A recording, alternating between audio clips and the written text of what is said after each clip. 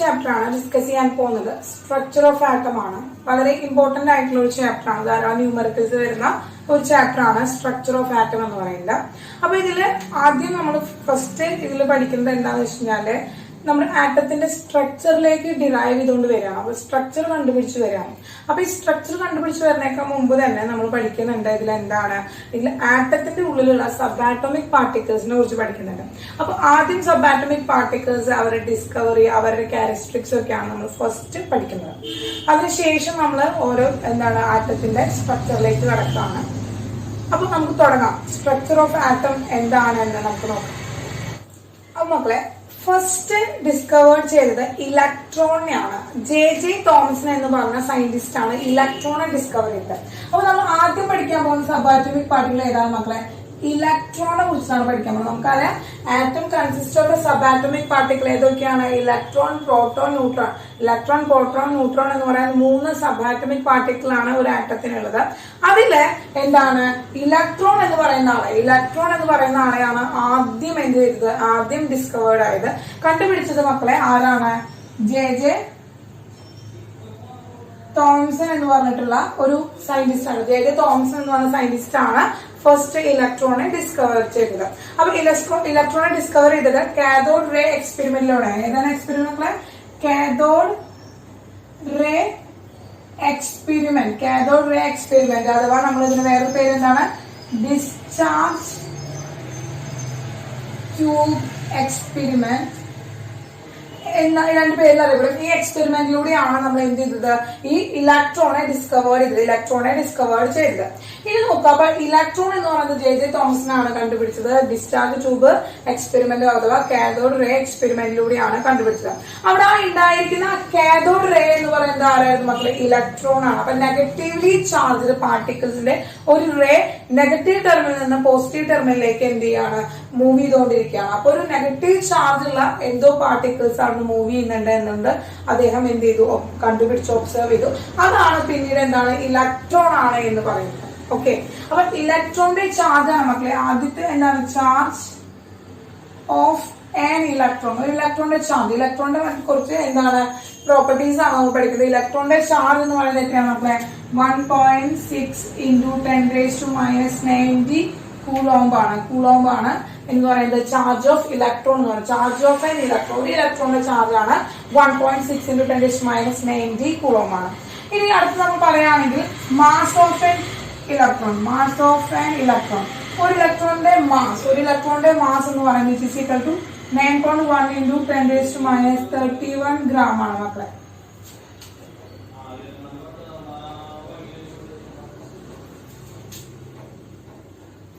Kilogram ആണ് മക്കളെ, kilogram ആണ്. 9.1 × 10⁻31 കിലോഗ്രാം ആണ്.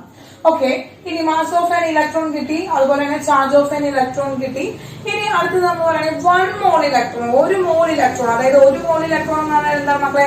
6.022 × 10⁻23 ആറ്റംസ്, അല്ലെ 23 ഇലക്ട്രോൺ. അത്രയും എണ്ണം ഇലക്ട്രോൺസ് വരെയാണ്. 6.022 × 10⁻23 ഇലക്ട്രോൺ എടുത്തിട്ട് ആ ഇലക്ട്രോണിന്റെ മൊത്തം ചാർജ് നമ്മൾ കണ്ടുപിടിക്കുകയാണെങ്കിൽ എത്രയായിരിക്കും എന്നുള്ളതാണ്. അത് പറയുന്നത് എന്താണ്? Charge of a mole electron. ഒരു മോൾ ഇലക്ട്രോണിന്റെ ചാർജ് എന്ന് പറയുന്നത് എത്രയാണ് മക്കളെ? എത്രയാണ്? Which is equal to 1 Faraday ആണ്. 1 ഫാരഡേ ഈസ് ഈക്വൽ ടു നമ്മളെടുത്ത 96500 കൂളോം ആണ്. 96500 കൂളോം ആണ് 1 ഫാരഡേ എന്ന് പറയുന്നത്. ക്ലിയർ ആയല്ലോ മക്കളെ? ഇനി നമ്മൾ അങ്ങനെയാണ് 1 മോൾ ഇലക്ട്രോണിന്റെ മാസ് എത്രയായിരിക്കും? അപ്പോ mass of a mole electron, ഒരു മോൾ ഇലക്ട്രോണിന്റെ മാസ് എന്ന് പറയുന്നത് 0.55 മില്ലിഗ്രാം ആണ്. 0.55 മില്ലിഗ്രാം ആണ്. അപ്പൊ നോക്കുക, ഇലക്ട്രോൺ ആണ് മക്കളെ. ഇലക്ട്രോണിനെ കുറിച്ചിട്ടുള്ള പ്രോപ്പർട്ടീസ് ആണ് നമ്മൾ പഠിച്ചത്. ഇലക്ട്രോണിന്റെ പ്രോപ്പർട്ടീസ് ഇലക്ട്രോണെ കണ്ടുപിടിച്ചത് ജെ തോമസൺ ആണ്. കാഥോഡ് റേ എക്സ്പെരിമെന്റ് അഥവാ ഡിസ്ചാർജ് ട്യൂബ് എക്സ്പെരിമെന്റിലൂടെയാണ് നമ്മൾ കണ്ടുപിടിച്ചത്. അതിലെ ചാർജ് ഓഫ് എൻ ഇലക്ട്രോൺ എന്ന് പറയുന്നത് 1.6 × 10⁻90 ആണ്. മാസ് ഓഫ് എൻ ഇലക്ട്രോൺ എന്ന് പറയുന്നത് 9.1 × 10⁻31 കിലോഗ്രാം ആണ്. Charge of 1 mole of electron എന്ന് പറയുന്നത് എത്രയാണ് മക്കളെ? 1 ഫാരഡേ ആണ്. 1 Faraday is equal to 96500 coulomb ആണ്. ഇനി mass of a 1 mole electron, ഒരു മോൾ ഇലക്ട്രോണിന്റെ മാസ് എന്ന് പറയുന്നത് 0.55 മില്ലിഗ്രാം ആണ്. ഇനി നമ്മൾ അപ്രോക്സിമേറ്റ്ലി നമുക്കറിയാം 1 ഇലക്ട്രോണിന്റെ ചാർജ് 1.6 × 10⁻9 ആണെങ്കിലും നമ്മൾ ഒരു ഇലക്ട്രോണിന്റെ ചാർജ് തിയററ്റിക്കലി നമ്മൾ പറയുകയാണ് എ ചാർജ് ഓഫ് ഇലക്ട്രോൺ എന്ന് പറയുന്നത് നമ്മൾ -1 ആയിട്ട് എടുക്കുക. എന്താണ്? -1 ആണ് ചാർജ് ആയിട്ട് എടുക്കുക. അതായത് നെഗറ്റീവ് ചാർജ് പാർട്ടിക്കിൾ ആണെന്ന് പറയുന്നത് ഇലക്ട്രോൺ എന്ന് പറയുന്നത്. അവൻ ഒരു ഇലക്ട്രോൺ എന്താണ് -1 ആണ് എന്നാണ് നമ്മൾ എടുക്കുക.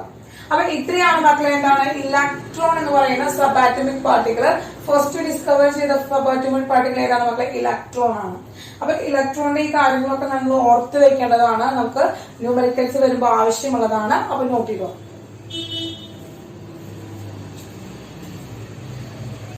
മക്കളെ രണ്ടാമത്തെ സബ് ആറ്റമിക് പാർട്ടിക്കിൾ ആണ് ഏതാണ് മക്കളെ? പ്രോട്ടോൺ ആണ് മക്കളെ.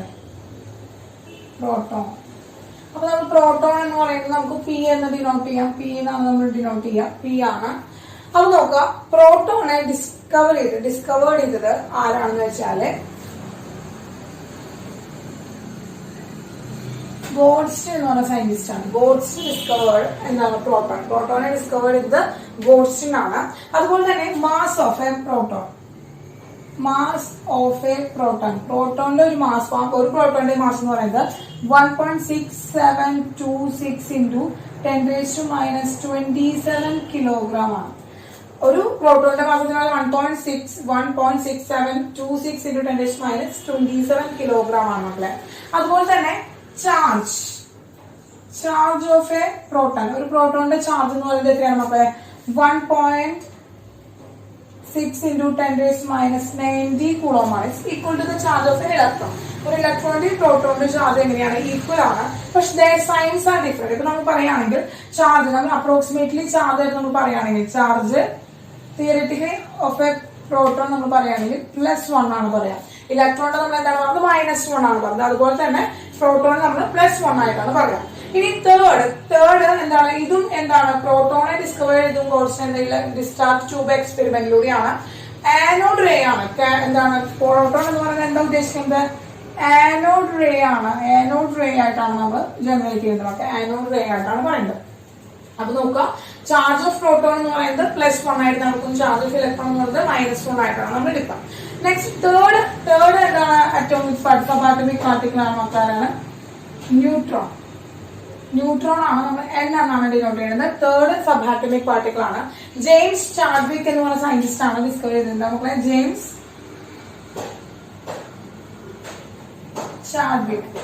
ജെയിംസ് ചാഡ്വിക് ആണ് ഡിസ്കവർ ചെയ്തത് ഈ ന്യൂട്രോണെ ബൈ ന്യൂക്ലിയർ റിയാക്ഷൻ. ഇതാണ് മക്കളെ ന്യൂക്ലിയർ റിയാക്ഷനിലൂടെയാണ് അദ്ദേഹം ന്യൂട്രോൺ എന്ന് പറയുന്ന നമ്മുടെ സബ് ആറ്റമിക് പാർട്ടിക്കിളിനെ ഡിസ്കവർ ചെയ്തത്. ഇനി ന്യൂക്ലിയർ റിയാക്ഷൻ എന്ന് പറയുന്നത് ബെറീലിയം 49 + ഹീലിയം 24 നമ്മൾ എന്ത് ചെയ്യാൻ രണ്ടും കൂടി ബോംബാർഡ് ചെയ്യിക്കാണ് ഒരു ന്യൂക്ലിയർ റിയാക്ഷൻ നടത്താണ്. ബോംബാർഡ് ചെയ്യിച്ച ഒരു ന്യൂക്ലിയർ റിയാക്ഷൻ നടത്തിയിട്ട് ഇതിൽ നിന്ന് കാർബൺ 612 എന്ന് പറയുന്ന ഒരു പുതിയ ആറ്റം ഉണ്ടായി. അപ്പൊ നമുക്ക് ആഡ് ചെയ്ത് നോക്കുമ്പോൾ ഇത് രണ്ടും 6 ആണ്. അപ്പൊ 6. അപ്പൊ പ്രോട്ടോൺസിന്റെ എണ്ണം ഇലക്ട്രോൺസിന്റെ എണ്ണം 6 ആണ്. ഇനി നോക്കാം മക്കളെ സബ് ആറ്റോമിക് പാർട്ടിക്കിൾ നമ്മൾ നോക്കി രണ്ട് ഈക്വൽ ആണ്. പ്രോട്ടോണും ന്യൂട്രോണും നമുക്ക് 6 എന്ന് പറയുന്ന വാല്യൂ കിട്ടിയത്. അടിയത്തെ വാല്യൂ രണ്ടും കൂടി കൂട്ടിയപ്പോൾ 6 ആണ് കിട്ടിയത്. ഇനി മുകളിലത്തെ രണ്ട് വാല്യൂകൾ കൂട്ടുമ്പോൾ ആക്ച്വലി എത്രയാണ് കിട്ടുന്നത്? 13 ആണ് കിട്ടുന്നത്. അത് രണ്ട് കമ്പൈൻ ചെയ്യുമ്പോൾ 13 ആണ് ഇവിടെ കിട്ടുന്നത്. പക്ഷെ കിട്ടിയിരിക്കുന്നത് എത്രയാണ് മക്കളെ?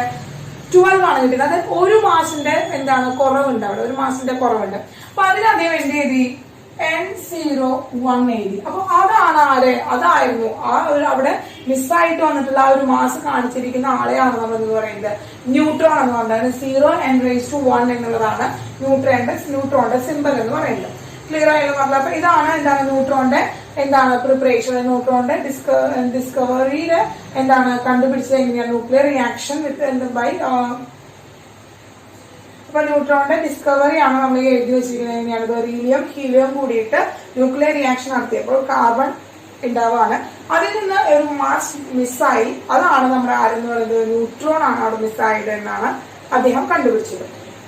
ഇനി ന്യൂട്രോണിന്റെ എന്താണ് ന്യൂട്രോൺ എന്ന് പറയുന്നത് mass equal to 1.675 into 10 raised to minus 90 10 raised to minus 27 kilogram ആണ് മാസ് ഓഫ് എ ന്യൂട്രോൺ എന്ന് പറയുന്നത്. ന്യൂട്രോണിന്റെ മാസ് എന്ന് പറയുന്നത്. ഇനി എന്താണ് ന്യൂട്രോൺ ഈസ് ചാർജ്ലെസ് ആണ്. ചാർജ്ലെസ് ആണ്. ചാർജ് ഇല്ലാത്ത ഒരാളാണ്.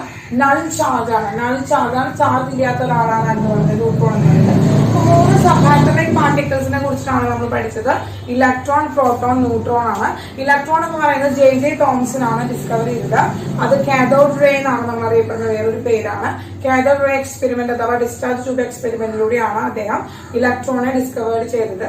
ഇനി അതിന്റെ നമ്മൾ പ്രോപ്പർട്ടീസ് ആണ് പഠിച്ചത്. മാസ് പഠിച്ചു, ചാർജ് പഠിച്ചു, അതുപോലെ തന്നെ അതിന്റെ 1 മോളിന്റെ ചാർജ് പഠിച്ചു. ഇനി ഇവിടെ അതുപോലെ തന്നെ എന്താണ് പ്രോട്ടോണും സെയിം അതുപോലെ പറയുകയാണെങ്കിൽ ഗോഡ്സ്റ്റി എന്ന് പറഞ്ഞ സയന്റിസ്റ്റ് ആണ് ഡിസ്ചാർജ് ട്യൂബ് എക്സ്പെരിമെന്റ് അല്ലെങ്കിൽ എന്താണ് anode ray scattering experiment anode ray എക്സ്പെരിമെന്റിലൂടെയാണ് അദ്ദേഹം എന്താണ് പ്രോട്ടോണിനെ ഡിസ്കവർ ചെയ്തത്. മാസ് എന്ന് പറയുന്നത് പ്രോട്ടോണിന്റെ മാസ് 1.6726 into 10⁻27 കിലോഗ്രാം ആണ്. ചാർജ് ഓഫ് എ പ്രോട്ടോൺ എന്ന് പറയുന്നത് 1.6 into 10⁻19 coulomb equal to the charge of electron. ഇലക്ട്രോണിന്റെ ചാർജിനോട് ഈക്വൽ ആണ് മക്കളെ. ഇനി നമ്മള് തിയറിറ്റിക്കലി ഇലക്ട്രോണിന്റെ ചാർജ് -1 ആയിട്ടും പ്രോട്ടോണിന്റെ ചാർജ് എന്ന് പറയുന്നത് +1 ആയിട്ടാണ് നമ്മൾ എപ്പോഴും എടുക്കുക. ഇനി ഒരു ന്യൂട്രോൺ പറയുകയാണ് മക്കളെ. നമ്മൾ ന്യൂട്രോൺ പറയുകയാണെങ്കിൽ ഈ ന്യൂട്രോണിനെ കണ്ടുപിടിച്ചത് ആരാണ്? ജെയിംസ് ഷാർവിക് എന്ന് പറയുന്ന സയന്റിസ്റ്റ് ആണ് ന്യൂട്രോണിനെ കണ്ടുപിടിച്ചത്. അപ്പോൾ ന്യൂക്ലിയർ റിയാക്ഷനിലൂടെയാണ് ന്യൂട്രോണിനെ നമ്മൾ എന്താ ഡിസ്കവർ ചെയ്തത്. ഇനി അത് ബെറിലിയത്തിന്റെ ഹീലിയത്തിന്റെ ന്യൂക്ലിയർ റിയാക്ഷൻ ആണ്. അതിന്റെ ഹൈ എനർജിയിൽ വന്നിട്ട് ബൊമ്പാർഡ് ചെയ്തിട്ട് അതിൽ നിന്ന് കാർബൺ ആറ്റം കിട്ടുകയാണ്. ആ കാർബൺ ആറ്റം അല്ലാതെ അതിൽ നിന്ന് ഏതോ ഒരു മിസ് ചെയ്യുന്ന ഒരു ക്വാണ്ടിറ്റി ഉണ്ടെന്ന് മനസ്സിലായി. അതിനെയാണ് നമ്മൾ ന്യൂട്രോൺ എന്ന് പറയുന്നത്. ഇനി ന്യൂട്രോണിന്റെ മാസ് എന്ന് പറയുന്നത് 1.675 into 10⁻27 കിലോഗ്രാം ആണ് മക്കളെ. ഇനി ന്യൂട്രോൺ എന്ന് പറയുന്നത് ചാർജ്ലെസ് അല്ലെങ്കിൽ ചാർജ് ഇല്ലാത്ത ഒരു സബാറ്റോമിക് പാർട്ടിക്കിൾ ആണ്. ചാർജ്ലെസ് സബാറ്റോമിക് പാർട്ടിക്കിൾ ആണ്. ക്ലിയർ ആണല്ലോ മക്കളെ. അപ്പൊ ഇത്രയാണ് നമ്മൾ സബാറ്റോമിക് പാർട്ടിക്കിൾസിനെ കുറിച്ചിട്ട് പഠിക്കാനുള്ളത് മക്കളെ. അപ്പൊ നമ്മൾ സബാറ്റോമിക് പാർട്ടിക്കിളിനെ കുറിച്ച് പഠിച്ചു. അടുത്ത് നമ്മള് അറ്റോമിക് ടേംസ് ആണ്. കുറച്ച് ആറ്റത്തിന്റെ അറിഞ്ഞിരിക്കേണ്ട കുറച്ച് ടേമുകളാണ് നമുക്ക് പഠിക്കാനുള്ളത്. അതായത് ആറ്റോമിക് ടേംസ് ആണ് മക്കളെ. എന്താണ് ആറ്റോമിക് ടേംസ്? അപ്പൊ ആറ്റോമിക് ടേംസ് എന്താണ് ഈ ആറ്റോമിക് ടേംസ് എന്തുകൊണ്ട് ഉദ്ദേശിക്കുന്നത്? അപ്പൊ ആറ്റോമിക് ടേംസ് എന്ന് പറയുന്നത് സിമ്പിൾ ആയിട്ട് പറയുകയാണെങ്കിൽ നമ്മൾ ആറ്റത്തിന്റെ നമുക്ക് അറിയാവുന്ന കുറച്ച് കാര്യങ്ങൾ, ആറ്റത്തിന്റെ അറിഞ്ഞിരിക്കേണ്ട കുറച്ച് കാര്യങ്ങളാണ് നമ്മൾ പഠിക്കാനായിട്ട് പോകുന്നത്. അതിൽ ഫസ്റ്റ് വൺ എന്ന് പറയുന്നത് മക്കളെ ആറ്റോമിക് മാസ് ആണ്. ആറ്റോമിക് മാസ് ആണ്. അല്ലെങ്കിൽ നമ്മൾ ഇവനെ മാസ് നമ്പർ എന്ന് പറയുന്ന ഒരു ടേമിൽ കൂടി നമുക്ക് അറിയാൻ പറ്റും. എന്താണ് മാസ് നമ്പർ? ഒന്നിനെ ആറ്റോമിക് മാസ് അല്ലെങ്കിൽ മാസ് നമ്പർ എന്ന് പറയുന്ന ഒരു പേരിലും കൂടി ഇവനെ അറിയപ്പെടുന്നുണ്ട്. അതായത് എ എന്ന് പറയുന്ന ലെറ്റർ കൊണ്ടാണ് നമുക്ക് ഇവരെ ഡിനോട്ട് ചെയ്യാം. അപ്പൊ എന്താണ് ആറ്റോമിക് മാസ് എന്ന് വെച്ചാല് A is equal to number of proton plus number of neutron. പ്രോട്ടോണിന്റെയും ന്യൂട്രോണിന്റെയും ആ ടോട്ടൽ നമ്പറിനെ നമ്മൾ എന്ത് ചെയ്യണം? ആഡ് ചെയ്ത് കിട്ടുന്നതാണ് നമുക്ക് എന്ന് പറയുന്നത് ആറ്റോമിക് മാസ് എന്ന് പറയുന്നത്. അപ്പൊ എന്താണ് നമുക്ക് atomic mass is equal to number of proton plus number of neutron ആണ്. ഇനി നോക്കുക, അടുത്ത് നമുക്ക് പഠിക്കാനുള്ളത് ആറ്റോമിക് നമ്പർ ആണ്. ആറ്റോമിക് നമ്പർ നമ്മൾ സെഡ് എന്നാണ് ഡിനോട്ട് ചെയ്യുക. എന്താണ് നമ്മൾ ആറ്റോമിക് നമ്പർ നമ്മൾ സെഡ് എന്നാണ് ഡിനോട്ട് ചെയ്യുക. അതായത് atomic number is equal to zed is equal to number of പ്രോട്ടോണിന്റെ നമ്പർ അല്ലെങ്കിൽ which is equal to number of electrons in a neutral atom.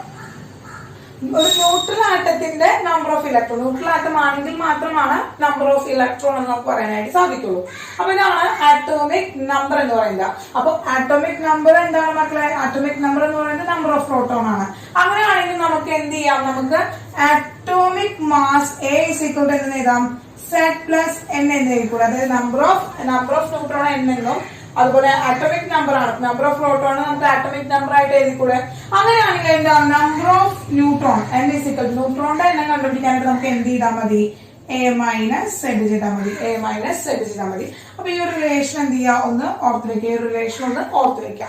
ഇനി പറയാനുള്ളത് വെച്ച് കഴിഞ്ഞാൽ മക്കളെ, നമ്മളിപ്പോ ഒരു അയോണിക് സ്പീഷീസിൽ വരാമെന്ന് വിചാരിക്കാം.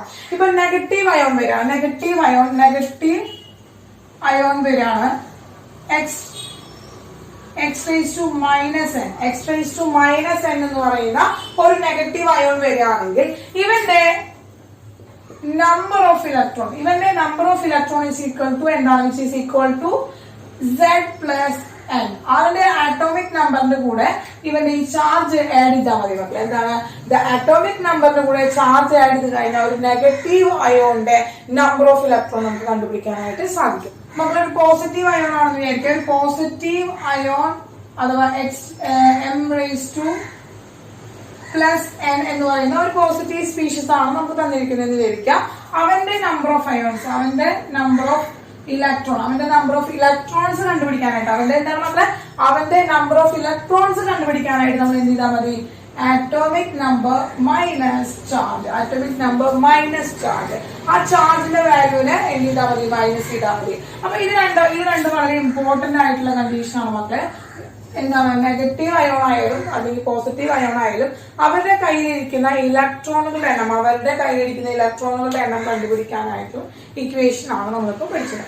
അപ്പൊ ആറ്റത്തിന്റെ അറിഞ്ഞിരിക്കേണ്ട ടേംസ് എന്ന് പറയുന്നത് ഏതാണ് മക്കളെ, ആറ്റോമിക് മാസ് എന്താണ്, മാസ് നമ്പർ എന്താണെന്ന് അറിഞ്ഞിരിക്കണം, ആറ്റോമിക് നമ്പർ എന്താണെന്ന് അറിഞ്ഞിരിക്കണം, അതുപോലെ തന്നെ എന്താണ് അതിന്റെ എങ്ങനെയാണ് ആറ്റോമിക് നമ്പർ കണ്ടുപിടിക്കുക, എങ്ങനെയാണ് ന്യൂട്രോൺ എണ്ണം കണ്ടുപിടിക്കുക, എന്താണ് ഇലക്ട്രോണിന്റെ എണ്ണം, എന്താണ് പ്രോട്ടോൺ, അങ്ങനെ കാര്യങ്ങളൊക്കെ നമുക്ക് അറിഞ്ഞിരിക്കണം. ഇനി ഒരു നെഗറ്റീവ് അയോൺ ഒരു പോസിറ്റീവ് അയോൺ ആണ് തന്നിരിക്കുന്നതെങ്കിൽ അവന്റെ കയ്യിൽ എത്ര ഇലക്ട്രോൺസ് ഉണ്ടാകും എന്നുള്ളത് അറിയണം. പ്രോട്ടോണിന് ഒരു ചേഞ്ചും ഉണ്ടാവില്ല, ഇലക്ട്രോണിനെ മാത്രമാണ് അവിടെ ചേഞ്ച് ചെയ്യുക. നെഗറ്റീവ് അയോൺ പോസിറ്റീവ് അയോൺ ആവുമ്പോൾ പ്രോട്ടോണിന് ഒരു ചേഞ്ച് ഉണ്ടാവില്ല. എന്താണ് ഉണ്ടാവുക, ഇലക്ട്രോണിനെ മാത്രമാണ് മക്കളെ അവിടെ ചേഞ്ചിങ് സംഭവിക്കുക. ക്ലിയർ ആണല്ലോ മക്കളെ? അപ്പൊ അടുത്തൊരു ടേമാണ് ഐസോടോപ്സ്.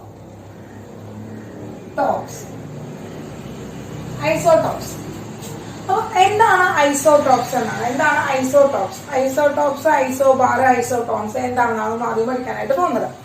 അപ്പൊ ഐസോടോപ്സ് എന്ന് വെച്ചാൽ എന്താണ് ഐസോടോപ്സ് എന്ന് വെച്ചാൽ, ഇപ്പൊ ഒരു same element, atoms of A same element have different mass number and same atomic number.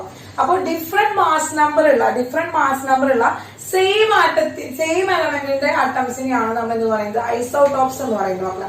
അപ്പൊ എന്താണ് മക്കളെ, എന്താണ് atoms of same element have same atomic number but എന്താണ് different mass number അല്ലെങ്കിൽ എന്താണ് atomic mass. different mass number, same atomic number ഉണ്ടാവാണ്, different mass number ഉണ്ടാവാണ്. For example ആയിട്ട് നമ്മൾ പറയാം, ഐസോടോപ്സിന് എക്സാമ്പിൾ ആയിട്ട് പറയുകയാണെങ്കിൽ hydrogen isotopes, protium, deuterium, tritium, ഇതാണ് ഐസോടോപ്സ് ഓഫ് എന്താണ് ഹൈഡ്രജൻ. അതുപോലെ തന്നെ കാർബൺ ഐസോടോപ്സ് എന്ന് പറയുന്നത് കാർബൺ 612, കാർബൺ 614. അപ്പൊ ഇവിടെയൊക്കെ ആറ്റോമിക് നമ്പർ ഈക്വൽ ആണ്, മാസ് നമ്പർ ഡിഫറെന്റ് ആണ്. അങ്ങനെ ആയിട്ടുള്ള സ്പീഷീസുകളെ നമ്മൾ എന്താണ് പറയുക, ഐസോടോപ്സ് എന്നാണ് പറയുന്നത്. ഐസോടോപ്സ് എന്നാണ് പറയുക. അടുത്തതാണ് ഐസോബാർസ്. സെക്കൻഡ് ടേം ആണ് അപ്പൊ എന്താണ് ഐസോബാർസ്. എന്താണ് ഐസോബാർസ് എന്ന് വെച്ച് കഴിഞ്ഞാല്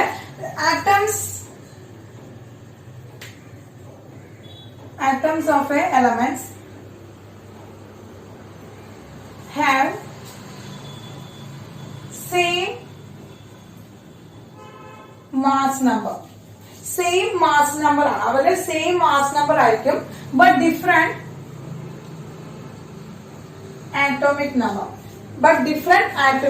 ആറ്റോമിക് നമ്പർ ഡിഫറെന്റും മാസ് നമ്പർ സെയിം ആയിട്ടുള്ള സ്പീഷീസിനെയാണ് നമ്മൾ ഐസോബാർസ് എന്ന് പറയാ.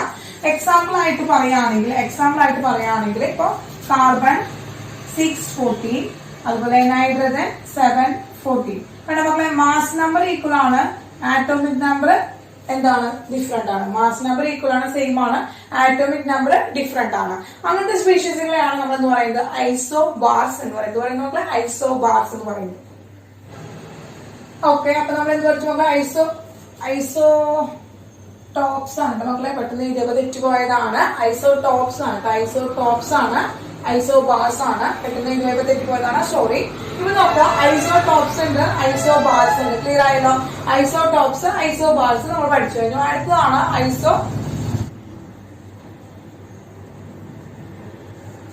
മക്കളെ ഐസോടോൺസ് എന്ന് വെച്ച് കഴിഞ്ഞാല് ഡിഫറെന്റ് എലമെന്റുകളുടെ ആറ്റംസിന് എന്താണ് സെയിം മാസ് നമ്പർ അല്ല, സെയിം ആറ്റമിക് നമ്പർ അല്ല, പക്ഷെ അവർക്ക് എന്താണ് സെയിം നമ്പർ ഓഫ് ന്യൂട്രോൺ ആയിരിക്കും. അവരുടെ കയ്യിലുള്ള ന്യൂട്രോൺസിന്റെ എണ്ണം സെയിം ആയിരിക്കും. അങ്ങനെയുള്ള സ്പീഷീസുകളെയാണ് നമ്മൾ എന്ന് പറയുന്നത് ഐസോടോൺസ് എന്ന് പറയുന്നത്. എന്താണ്? ആറ്റംസ് ഓഫ് എലമെന്റ്സ്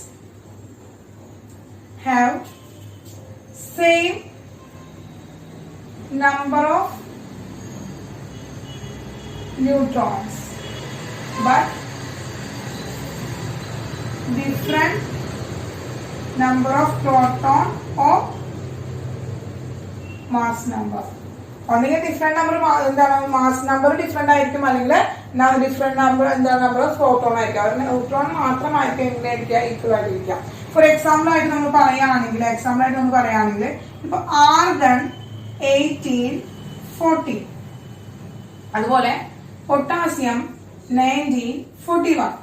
അപ്പൊ നമുക്ക് ആരുടെ മക്കളെ നമ്മൾ പറയണം ആർഗന്റെ എത്രയാണ്? ആർഗന്റെ ന്യൂട്രോൺ കണ്ടുപിടിക്കുകയാണെങ്കിൽ നമുക്കറിയാം ന്യൂട്രോൺ കണ്ടുപിടിക്കാൻ എന്താണ് atomic mass minus atomic number ആണ്. അപ്പൊ ആർഗന്റെ എത്രയാണ് മക്കളെ? ആർഗന്റെ നമ്പർ എന്താണ്? ന്യൂട്രോണിന്റെ നമ്പർ എന്ന് പറയുന്നത് എത്രയാണ് മക്കളെ? നമുക്ക് കണ്ടുപിടിക്കാനായിട്ട് 40 മൈനസ് 18 ചെയ്ത എത്രയാണ്? 22 ആണ്. അതുപോലെ നമ്മള് പൊട്ടാസ്യത്തിന്റെ നമ്പർ ഓഫ് ന്യൂട്രോൺ കണ്ടുപിടിക്കാനായിട്ട് 41 മൈനസ് 90 ചെയ്താൽ നമുക്ക് 22 ആണ്.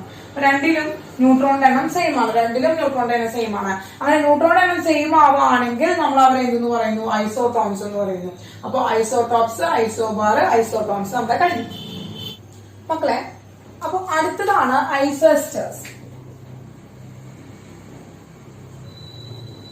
ഐസോസ്റ്റേഴ്സ് ആണ് മക്കളെ. ഐസോസ്റ്റേഴ്സ് എന്ന് വെച്ച് കഴിഞ്ഞാല് ആറ്റംസ് അല്ലെങ്കിൽ മോളിക്യൂൾസ് ആണ് മക്കളെ. Molecules having same number of atoms and also having same number of electrons. അപ്പൊ സെയിം നമ്പർ ഓഫ് ആറ്റംസ് അല്ലെങ്കിൽ സെയിം നമ്പർ ഓഫ് ഇലക്ട്രോൺസ് ഉള്ള മോളിക്യൂൾസിനെയാണ് നമ്മൾ എന്ത് പറയുന്നത്? ഐസോസ്റ്റേഴ്സ് എന്ന് പറയുന്നത്. ഫോർ എക്സാമ്പിൾ ആയിട്ട് പറയുന്നത് മോളിക്യൂളിന്റെ കാര്യം പറയുകയാണെങ്കിൽ HCl and F2 പറയണം. ഇവിടെ എത്ര ആറ്റംസ് ഉണ്ട് മക്കളെ? ആറ്റംസിന്റെ എണ്ണം എന്ന് പറയുന്നത് ഇവിടെ എത്രയാണ്? 2 ആണ്. ഇവിടെ എത്രയാണ് മക്കളെ? 2 ആണ്. ഇനി ഇലക്ട്രോൺസിന്റെ എണ്ണം നമ്പർ ഓഫ് ഇലക്ട്രോൺസ് എന്ന് പറയുന്നത് എത്രയാണ് മക്കളെ? ഇവിടെ ഹൈഡ്രജന്റെ കയ്യിൽ 1 ഇലക്ട്രോൺ ആണുള്ളത്. അതുപോലെ തന്നെ നമ്മുടെ ക്ലോറിന്റെ കയ്യില് 17 ഇലക്ട്രോൺ ഉണ്ട്. അങ്ങനെ ടോട്ടൽ 18 ഇലക്ട്രോൺ ആണ് ആരുടെ കയ്യിലുള്ളത്? HCl എന്ന് പറയുന്ന മോളിക്യൂളിന്റെ കയ്യിലുള്ളത്. അതുപോലെ ഇവന്റെ കയ്യിൽ എത്രയാണ് മക്കളെ? 9 ഇലക്ട്രോൺ ആണ് ഒരു ഫ്ലൂറിന്റെ കയ്യിലുള്ളത്. അങ്ങനത്തെ 2 ഫ്ലൂറിൻ ഉണ്ട്. അങ്ങനെ 2 × 9 എത്രയാണ് മക്കളെ? 18 ആണ്. അപ്പൊ നമ്പർ ഓഫ് ആറ്റംസും നമ്പർ ഓഫ് ഇലക്ട്രോൺസും ഈക്വൽ ആണ്. അങ്ങനെ നമ്പർ ഓഫ് ആറ്റംസും നമ്പർ ഓഫ് ഇലക്ട്രോൺസും ഈക്വൽ ആയിട്ടുള്ള സ്പീഷീസുകളെ നമ്മൾ ഐസോസ്റ്റേഴ്സ് എന്നാണ് പറയുന്നത്. ക്ലിയർ ആണോ മക്കളെ? ഇനി അടുത്തതാണ് മക്കളെ ഐസോ ഇലക്ട്രോണിക് സ്പീഷീസ്. ഐസോ ഇലക്ട്രോണിക് സ്പീഷീസ് എന്ന് വെച്ചാൽ എന്താണ്? Atoms or ions having same number of electrons. Same number of electrons ഉള്ള ആറ്റംസോ അയോൺസിനെയോ ആണ് കളക്റ്റീവ്ലി നമ്മൾ എന്ന് പറയുന്നത് ഐസോ ഇലക്ട്രോണിക് സ്പീഷീസുകൾ എന്ന് പറയുന്നത്. ഫോർ എക്സാമ്പിൾ ആയിട്ട് പറയുകയാണെങ്കിൽ Na+, കയ്യിൽ എത്ര ഇലക്ട്രോൺ ഉണ്ട്? 10 ഇലക്ട്രോൺ ഉണ്ട്. അതുപോലെ തന്നെ Mg2+, എത്ര ഇലക്ട്രോൺ മക്കളെ? 10 ഇലക്ട്രോൺ ഉണ്ട്. അതുപോലെ തന്നെ അലുമിനിയം 3+, എത്ര ഇലക്ട്രോൺ ഉണ്ട്? 10 ഇലക്ട്രോൺ ഉണ്ട്. ഓക്സിജൻ 2-, എത്ര ഇലക്ട്രോൺ ഉണ്ട്? 10 ഇലക്ട്രോൺ ഉണ്ട്. അപ്പോ ഇങ്ങനെ സെയിം നമ്പർ ഓഫ് ഇലക്ട്രോൺ ഉള്ള സ്പീഷീസുകളെയാണ് നമ്മൾ കളക്റ്റീവ്ലി എന്ന് പറയുന്നത്. കളക്റ്റീവ്ലി നമ്മൾ അവരെ എന്ന് പറയുന്നു ഐസോ ഇലക്ട്രോണിക് സ്പീഷീസുകൾ എന്ന് പറയുന്നത്. കളക്റ്റീവ്ലി നമ്മൾ അവരെ ഐസോ ഇലക്ട്രോണിക് സ്പീഷീസുകൾ എന്ന് പറയുന്നു. ഇനി മക്കളെ, ഇനി നമ്മൾ ഈ അറ്റോമിക് ടേംസിൽ നമ്മൾ പഠിക്കേണ്ട ഒരു ടേമാണ് ന്യൂക്ലിയോൺസ്. ന്യൂക്ലിയോൺസ് അതായത് നമുക്കറിയാം ന്യൂക്ലിയസ്, ഈ പ്രോട്ടോണും ന്യൂട്രോണും എവിടെയാണ് ഇരിക്കുന്നത് മക്കളെ? ന്യൂക്ലിയസിനുള്ളിലാണ് ഇരിക്കുന്നത്. അങ്ങനെ അവരെ കളക്റ്റീവ്ലി എങ്ങനെയാണ് നമ്മൾ ആരെയാണ് പ്രോട്ടോണിയും ന്യൂട്രോണിയും കൂടി ചേർത്തതാണ് നമ്മൾ എന്ന് പറയുന്നത് ന്യൂക്ലിയോൺസ് എന്ന് പറയുന്നത്. ന്യൂക്ലിയോൺസ് എന്താണ്? Proton and neutron collectively called nucleons എന്നാണ് കേട്ടോ. ക്ലിയർ ആയ മക്കളെ? അപ്പൊ ഇത്രയാണ് നമുക്ക് ആറ്റോമിക് ടേംസ് പഠിക്കാനുള്ളത്. ആറ്റത്തിനെ കുറിച്ചിട്ടുള്ള കുറച്ച് ടേമുകളാണ് ഇപ്പൊ നമ്മൾ പഠിച്ചു വരുന്നത്. അപ്പൊ ഇതൊക്കെ ഒന്ന് നോട്ട് ചെയ്ത് വെക്കുക, എന്നിട്ട് ഒന്ന് എന്ത് ചെയ്യുക, അത് ഓർത്ത് വെക്കുക. അത് നമുക്ക് വളരെ ഇമ്പോർട്ടന്റ് ആയിട്ടുള്ള ഒരു കാര്യമാണ്. എന്താണ് ക്വസ്റ്റ്യൻസ് പ്രീവിയസ് ഇയറിൽ വന്നിട്ടുള്ളതാണ്. അപ്പൊ നോട്ട് ചെയ്ത് വെച്ചോ. അപ്പൊ മക്കളെ, അടുത്ത ആറ്റോമിക് മോഡലുകളാണ്. ഒരു ആറ്റത്തിന്റെ മോഡലുകളാണ്. അത് ഫസ്റ്റ് ആറ്റോമിക് മോഡല് എക്സ്പ്ലെയിൻ ചെയ്തത് ജെ തോമസൺ ആണ്. അദ്ദേഹത്തിന്റെ ആ മോഡൽ ജെ തോമസൺ പറഞ്ഞ കാരണം എക്സ്പ്ലെയിൻ ചെയ്ത കാരണമുണ്ട്. ആ മോഡലിനെ തോംസൺസ് ആറ്റോമിക് മോഡൽ എന്നോ അല്ലെങ്കിൽ അതിന്റെ ആ മോഡൽ അനുസരിച്ച് plum pudding model, watermelon model, apple pie model എന്നൊക്കെ നമ്മൾ എന്ത് ചെയ്യണം ഈ മോഡലിന്റെ അറിയപ്പെടുന്നുണ്ട്. അതായത് അദ്ദേഹം പറഞ്ഞത് എന്താ വെച്ചാല് ഒരു ആറ്റം എന്ന് പറയുന്നത് ഒരു സ്പിയർ ആണ് മക്കളെ. ഈ സ്പിയർ എന്ന് പറയുന്നത് എങ്ങനെയാണ്? കംപ്ലീറ്റ്ലി ഈ സ്പിയർ എന്ന് പറയുന്നത് പോസിറ്റീവ് ചാർജുള്ള ഒരു സ്പിയർ ആണ്. പോസിറ്റീവ്ലി ചാർജുള്ള സ്പിയർ ആണ് ഒരു ആറ്റം. ആ ആറ്റത്തില് നെഗറ്റീവ് ചാർജുകളൊക്കെ എങ്ങനെയാണ് മക്കളെ? ഇങ്ങനെ എംബോയ്ഡ് ചെയ്ത് കിടക്കുകയാണ്. നെഗറ്റീവ് ചാർജുകളൊക്കെ ഇങ്ങനെ പരന്ന് കിടക്കുകയാണ്. ഒരു സ്പിയറിൽ നിറച്ച് ഒരു പോസിറ്റീവ് ചാർജുള്ള സ്പിയറിൽ നെഗറ്റീവ് ചാർജിൽ എംബോയ്ഡ് ചെയ്ത് കിടക്കുന്ന രൂപത്തിലാണ് ഒരു ആറ്റം ഉള്ളത് എന്നാണ് ജെ തോമസൺ പറഞ്ഞത്. അപ്പോ അതിനെയാണ് ഒരു പ്ലമിലെ എന്താണ് നട്ട്സ് ആൻഡ് ഗ്രേപ്സ് ഒക്കെ കിടക്കുന്ന പോലെയാണ് ഒരു ആറ്റം ഉള്ളത് എന്നാണ് പറഞ്ഞത്. അതുകൊണ്ടാണ് അത് പ്ലം പുഡിംഗ് മോഡൽ എന്ന് പറയുന്നത്. അല്ലെങ്കിൽ വാട്ടർമെലൺ മോഡൽ. ഇപ്പൊ നമ്മൾ വാട്ടർമെലൺ മുറിച്ചു കഴിഞ്ഞാൽ ആ റെഡ് പാർട്ട് ഉണ്ടല്ലോ, ആ റെഡ് പാർട്ടാണ് അതിലെ പോസിറ്റീവ് ചാർജ്. അതിൽ ആ നെഗറ്റീവ് ചാർജ് എന്ന് പറയുന്നത് അതിന്റെ സീഡ്സ്, ബ്ലാക്ക് സീഡ്സ് ആണ് അതിലെ നെഗറ്റീവ് പാർട്സ് എന്ന് പറയുന്നത്. അപ്പൊ മുറിച്ചിട്ട് നമ്മൾ നോക്കുമ്പോൾ ഒരു വാട്ടർമെലൺ നമ്മൾ നോക്കുമ്പോൾ ആ വാട്ടർമെലനുള്ളിൽ ആ റെഡ് എന്താണ് പോർഷനും ആ എന്താണ് ബ്ലാക്ക് സീഡ്സും എങ്ങനെയാണോ ഇരിക്കുന്നത് അതുപോലെയാണ് ഒരു ആറ്റം എന്നാണ് ആര് പറഞ്ഞത്? ജെ തോമസൺ പറഞ്ഞത്. അത് നമ്മൾ watermelon model, plum pudding model, apple pie model എന്നൊക്കെ നമ്മൾ അറിയപ്പെടുന്നുണ്ട് മക്കളെ. പക്ഷെ ഇതിനൊരു ലിമിറ്റേഷൻ, വളരെ വലിയൊരു ലിമിറ്റേഷൻ എന്താണെന്ന് വെച്ചാല് ഈക്വൽ ചാർജുള്ള പോസിറ്റീവ് ചാർജും ഇലക്ട്രോണിന്റെ എണ്ണം അതുപോലെ തന്നെ എന്താണ് പ്രോട്ടോണിന്റെ എണ്ണം സെയിം ആണെന്ന് നമ്മൾ നേരത്തെ പഠിക്കേണ്ടേ, ആറ്റോമിക് ടേംസ് പഠിക്കേണ്ടായി. അപ്പൊ അങ്ങനെ പ്രോട്ടോണിന്റെ എണ്ണവും ഇലക്ട്രോണിന്റെ എണ്ണവും അവരുടെ ചാർജുകളും സെയിം ആണ്. അങ്ങനെ സെയിം ചാർജ് സെയിം നമ്പറിൽ വരികയാണെങ്കിൽ എന്താണ് ഓപ്പോസിറ്റ് ചാർജുകളാണല്ലേ അവരെ. അപ്പൊ സെയിം ചാർജും സെയിം നമ്പറാണ് അവർക്ക്. അപ്പൊ സെയിം എണ്ണം വരുമ്പോൾ സെയിം ചാർജ് വരും, പക്ഷെ ഓപ്പോസിറ്റ് ചാർജുകളാണ്, പോസിറ്റീവ് ആൻഡ് നെഗറ്റീവ് ചാർജുകളാണ്. അപ്പൊ അവരെന്ത് ചെയ്യുന്നു? പരസ്പരം ക്യാൻസൽ ചെയ്ത് നൾ ചാർജ് ആയി പോകുന്നു. അപ്പൊ ഒരു ആറ്റം എക്സിസ്റ്റ് ചെയ്യോ മക്കളെ? അങ്ങനെ ഇല്ല. അപ്പൊ ആ ഒരു ആറ്റത്തിന്റെ സ്റ്റെബിലിറ്റി എക്സ്പ്ലെയിൻ ചെയ്യാനായിട്ട് ഈ മോഡലിന് സാധിച്ചില്ല. അതാണ് ഈ തോമസൺസ് ആറ്റോമിക് മോഡൽ, പ്ലം പുഡിംഗ് മോഡലിന്റെ ഏറ്റവും വലിയ ഡിമെറിറ്റ്സ് അല്ലെങ്കിൽ ലിമിറ്റേഷൻ എന്ന് പറയുന്നത്. അങ്ങനെ അത് റുദർഫോർഡിന്റെ എന്താണ് സ്കാറ്ററിംഗ് എക്സ്പെരിമെന്റ് അദ്ദേഹത്തിന് എക്സ്പ്ലെയിൻ ചെയ്യാനായിട്ട് സാധിച്ചില്ല. അപ്പൊ അതുകൊണ്ടാണ് പിന്നീട് റുദർഫോർഡിന്റെ gold foil scattering experiment, alpha ray scattering experiment എന്ന് പറയുന്ന ഒരു എക്സ്പെരിമെന്റിലൂടെ അദ്ദേഹം ആറ്റത്തിന് ഒരു രൂപം പറഞ്ഞു. അതാണ് നമ്മൾ റുദർഫോർഡ്സ് ആറ്റോമിക് മോഡൽ എന്നാണ് അറിയപ്പെടുന്നത്. അപ്പൊ അദ്ദേഹം എങ്ങനെയാന്ന് വെച്ച് കഴിഞ്ഞാല് അദ്ദേഹം എന്ത് ചെയ്തു? ഒരു പ്ലേറ്റ് എടുത്തു, ഒരു ആർക്ലൈറ്റ് പ്ലേറ്റ് എടുത്തു. എന്നിട്ട് അദ്ദേഹം എന്ത് ചെയ്തു? ഒരു ആൽഫ സോഴ്സ് വെച്ചു. അതിന്റെ ഉള്ളിലേക്ക് എന്താണ് ഒരു ചെറിയ തിൻ ആയിട്ടുള്ള ഗോൾഡ് ഫോയിൽ വെച്ചു. ഇതിൽ നിന്ന് എന്താണ് ആൽഫ റേ ഇങ്ങനെ കടത്തി വിട്ടു. അപ്പൊ ആൽഫ റേ കടത്തി വിട്ട് കഴിഞ്ഞിട്ട് ഈ ആൽഫ റേയിലുള്ള കുറച്ചെണ്ണം, ഈ ആൽഫ റേയിൽ കുറച്ചെണ്ണം മാത്രമാണ് ഇങ്ങനെ പോയത് മക്കളെ, സ്ട്രെയിറ്റ് ആയിട്ട് പോയത്. കുറച്ചെണ്ണം മാത്രമാണ്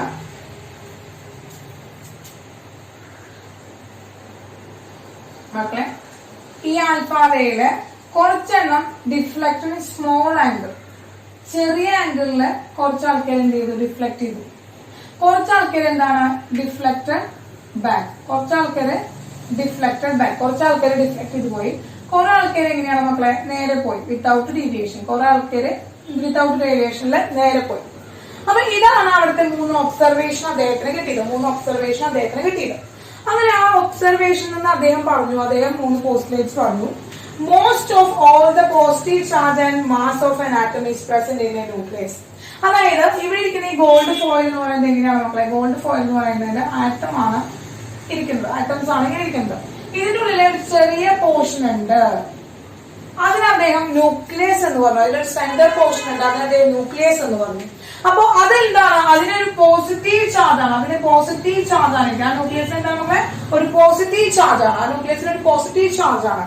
അപ്പൊ അതുകൊണ്ടാണ് പോസിറ്റീവ് ചാർജുള്ള ആൽഫ റേ അതിന്റെ ഉള്ളിലേക്ക് വരുമ്പോ, പോസിറ്റീവ് ചാർജുള്ള ആൽഫ റേ കറക്റ്റ് അതിന്റെ ഉള്ളിലേക്ക് വരുമ്പോ എന്ത് ചെയ്യുന്നത്? റിഫ്ലക്റ്റഡ് ബാക്ക്, അത് ബാക്കിലേക്ക് റിഫ്ലക്ട് ചെയ്യുന്നത്. അതാണ് റീസൺ.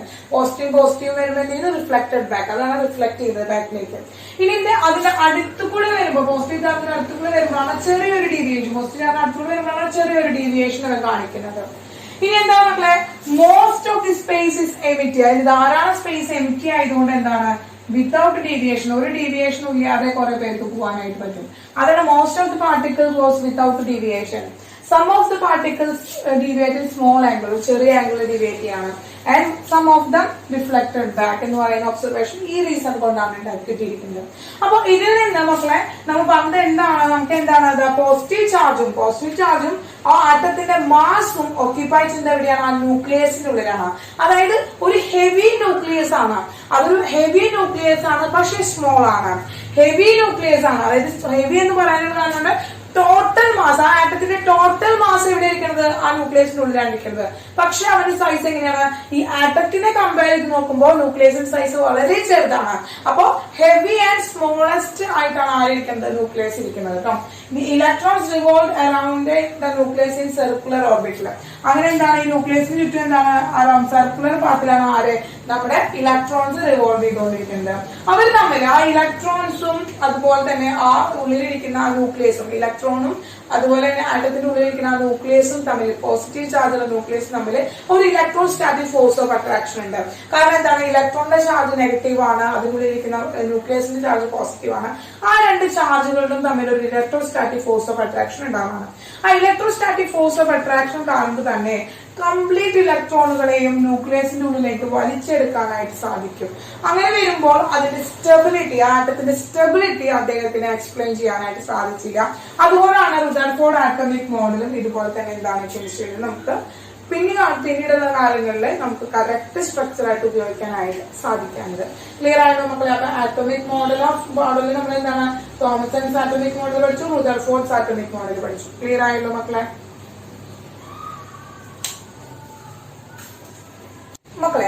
അടുത്തത് ഇലക്ട്രോ മാഗ്നറ്റിക് വേവ് എന്ന് പറയുന്ന ഒരു പോർഷനാണ് നമുക്ക് പഠിക്കാനുള്ളത്. അപ്പൊ അതിനു മുമ്പായിട്ട് നമുക്ക് വേവ്സിനെ കുറിച്ചുള്ള ഒരു ക്യാരക്ടറിസ്റ്റിക്സ് ഓഫ് വേവ് നമുക്ക് നോക്കാം. എന്താണ് ഒരു വേവ്? അതിൽ വേവിന് നമ്മൾ അറിഞ്ഞിരിക്കേണ്ട കുറച്ച് ടേംസും കാര്യങ്ങളാണ് നമ്മൾ പറയാനായിട്ട് പോകുന്നത്. അപ്പൊ നോക്കാം, വേവ് എന്ന് പറയുന്ന ഒരു വേവാണ് നമ്മൾ വരച്ചു വെച്ചിരിക്കുന്നത്. ഈ വേവിന്റെ ഉയർന്നു നിൽക്കുന്ന ഭാഗം, ഈ ഉയർന്നു നിൽക്കുന്ന ഭാഗത്തിനാണ് ക്രെസ്റ്റ് എന്ന് പറയുന്നത്. അതുപോലെ തന്നെ താഴെ നിൽക്കുന്ന ഭാഗത്തിനാണ് ട്രഫ് എന്ന് പറയുന്നത്. അപ്പൊ നമ്മുടെ ക്രെസ്റ്റും ട്രഫും ആണ് നമുക്ക് എന്ത് പറയുന്നത്? ഒരു വേവിന് ഉള്ളത്. ഇനി നോക്കുന്നുണ്ട് കോൺസ്റ്റന്റ് ക്രെസ്റ്റുകൾ തമ്മിലുള്ള ഈ ഒരു ഡിസ്റ്റൻസ് ഉണ്ടല്ലോ മക്കളെ, ഈ ഒരു ഡിസ്റ്റൻസിനെയാണ് നമ്മൾ ലാംഡ എന്ന് പറയുന്നത്. അതുപോലെ തന്നെ അല്ലെങ്കിൽ നമ്മൾ ഈ റഫുകൾ കോൺസ്റ്റന്റ് റഫുകൾ തമ്മിലുള്ള എന്താണ് ഡിസ്റ്റൻസിന് നമുക്ക് ലാംഡ എന്ന് പറയും. അപ്പൊ എന്താണ് ഈ ലാംഡ? നമുക്ക് അറിയേണ്ടതാണ് മക്കളെ. എന്താണ് ലാംഡ എന്ന് പറയുന്നത്? വേവ് ലെങ്ത് ആണ്. അപ്പൊ എന്താണ് നമ്മൾ ആദ്യം കിട്ടിയത്? എന്താണ്? വേവ് ലെങ്ത് ആണ്. വേവ് ലെങ്ത് ആണ് നമുക്ക് പറയാൻ പറയുന്നത്. എന്താണ്? ഡിസ്റ്റൻസ് ബിറ്റ്വീൻ എന്താണ് neighboring to neighboring crest of trough.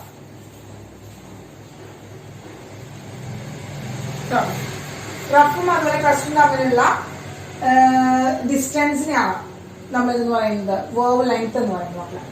ഇനി നോക്കുക, ഇനി നമ്മൾ അടുത്ത് പറയാൻ പോകുന്നത് ഇതിന്റെ ഫ്രീക്വൻസി ആണ് മക്കളെ. എന്താണ് ഈ വേവിന്റെ ഫ്രീക്വൻസി?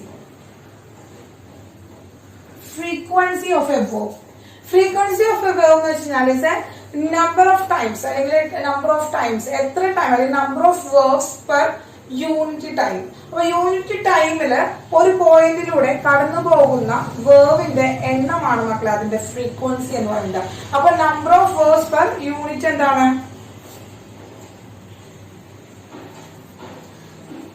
നമ്പർ ഓഫ് വേർഡ്സ് എന്താണ് per unit time through A point. ഒരു പോയിന്റിലൂടെ കടന്നു പോകുന്ന നമ്പർ ഓഫ് വേർഡ്സ് 1 സെക്കൻഡ്. ഒരു 1 സെക്കൻഡിൽ എത്ര വേർഡാണ് ഒരു പോയിന്റിലൂടെ കടന്നു പോകുന്നത് എന്നതാണ് നമ്മൾ എന്ന് പറയുന്നത് ഫ്രീക്വൻസി എന്ന് പറയുന്നത്. അപ്പൊ നമ്മൾ എന്താണ് നമ്പർ of words passing through A point in 1 second. 1 സെക്കൻഡിൽ കടന്നു പോകുന്ന എന്താണ് വേർബുകളുടെ എണ്ണമാണ് നമ്മൾ ഫ്രീക്വൻസി എന്ന് പറയുന്നത്. ഫ്രീക്വൻസി നമ്മൾ ന്യൂ എന്നാണ് ഡിനോട്ട് ചെയ്യുന്നത്. Equal to C by lambda ആണ്. വേർഡ് സി എന്ന് പറഞ്ഞാൽ എന്താണ് മക്കളെ? വെലോസിറ്റി ആണ്. വെലോസിറ്റി ഓഫ് എ വേർബ്. വെലോസിറ്റി ഓഫ് വേർബ് ആണ്. The distance traveled by a verb in 1 second. 1 സെക്കൻഡിൽ ഒരു വേർബ് ട്രാവൽ ചെയ്തിരിക്കുന്ന ആ ഡിസ്റ്റൻസിനെയാണ് നമ്മൾ എന്ന് പറയുന്നത് വെലോസിറ്റി ഓഫ് എ വേർബ് എന്ന് പറയുന്നത് മക്കളെ. അപ്പൊ C equal to nu lambda എന്ന് കിട്ടി. സി ഈക്വൽ ടു കിട്ടി നമ്മൾ ന്യൂ ലാംഡ കിട്ടി. നെക്സ്റ്റ് ടേം എന്ന് പറയുന്നത് മക്കളെ എന്താണ്? വേർബ് നമ്പർ ആണ്.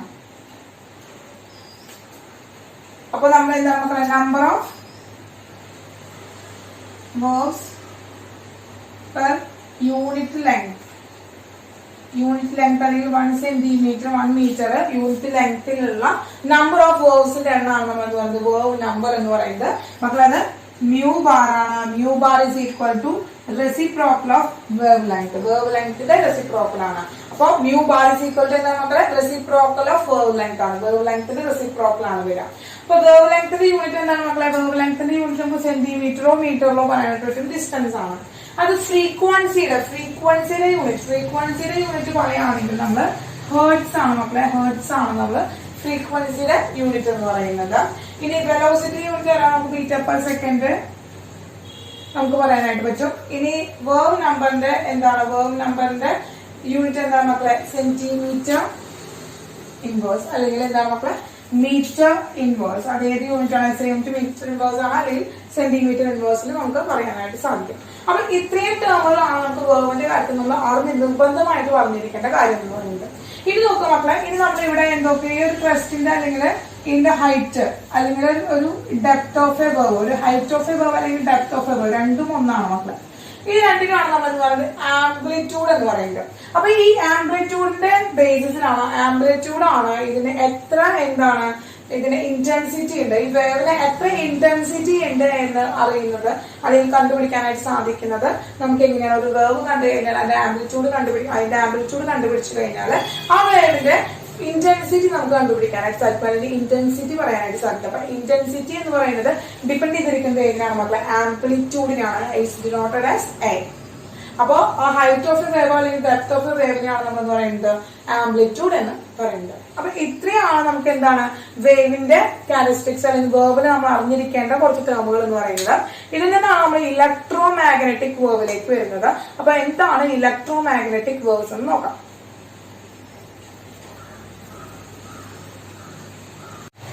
മക്കളെ, ചില ഇലക്ട്രോ മാഗ്നറ്റിക് വേർബുകളാണ് നമ്മൾ എഴുതിയിരിക്കുന്നത്. ഇലക്ട്രോ മാഗ്നറ്റിക് വേർബുകളാണ്, റേഡിയേഷൻസ് ആണ് നമ്മൾ എഴുതിയിരിക്കുന്നത്. Radio wave, microwave, infrared, visible, അതുപോലെ UV wave, X ray and gamma ray എന്ന് പറയുന്ന കുറച്ച് റേഡിയേഷൻസ് അഥവാ ഇലക്ട്രോ മാഗ്നറ്റിക് വേർബ്സിന് എക്സാമ്പിൾസ് ആണ് നമ്മൾ എഴുതിയിരിക്കുന്നത്. അപ്പൊ ഇവരുടെ കറക്റ്റ് എന്താണ് വേർബ് ലെങ്ത് നമ്മൾ എഴുതി വെച്ചിട്ടുണ്ട്, അറേഞ്ച് ചെയ്തിട്ടുണ്ട്. അതായത് ഡിക്രീസിങ് ഓർഡർ ഓഫ് വേർബ് ലെങ്ത് ഡിക്രീസ് ചെയ്യുന്ന ഓർഡറിലാണ് നമ്മൾ എഴുതി വെച്ചിരിക്കുന്നത്.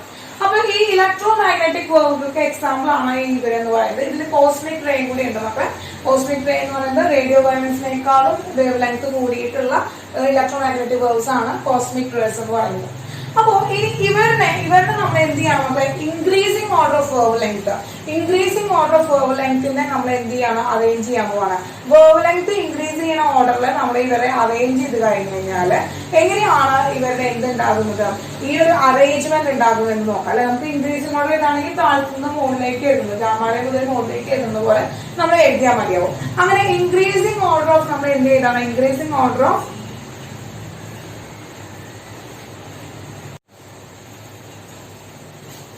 ഓഫ് മക്കളെ ഇലക്ട്രോ മാഗ്നറ്റിക് വേവ്സ് ആണ്. അപ്പൊ ഇലക്ട്രോ മാഗ്നറ്റിക് വേവ്സിന് കുറച്ച് എക്സാമ്പിൾസ് ആണ് നമ്മളിവിടെ എഴുതിയിരിക്കുന്നത്. ഇലക്ട്രോ മാഗ്നറ്റിക് വേവ്സിന് കുറച്ച് എക്സാമ്പിൾ ഇലക്ട്രോ മാഗ്നറ്റിക് വേവ്സ് ആണ് ഇവിടെ എഴുതി വെച്ചിരിക്കുന്നത്.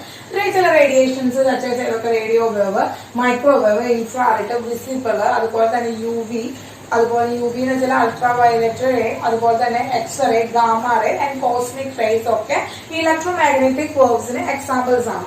അപ്പൊ അവരുടെ ലാംഡ, അതായത് ലാംഡ എന്ന് പറഞ്ഞാൽ മക്കളെ വേവ് ലെങ്ത് കൂടിയാണ് നമ്മളിവിടെ ചാർട്ട് ചെയ്ത് വെച്ചിരിക്കുന്നത്. അപ്പോൾ ഇവിടെ എങ്ങനെയാണ് വേവ് ലെങ്ത് ഏറ്റവും കൂടുതൽ ഉള്ളതാർക്കാണ് മക്കളെ? റേഡിയോ വേവ്സിനാണ്.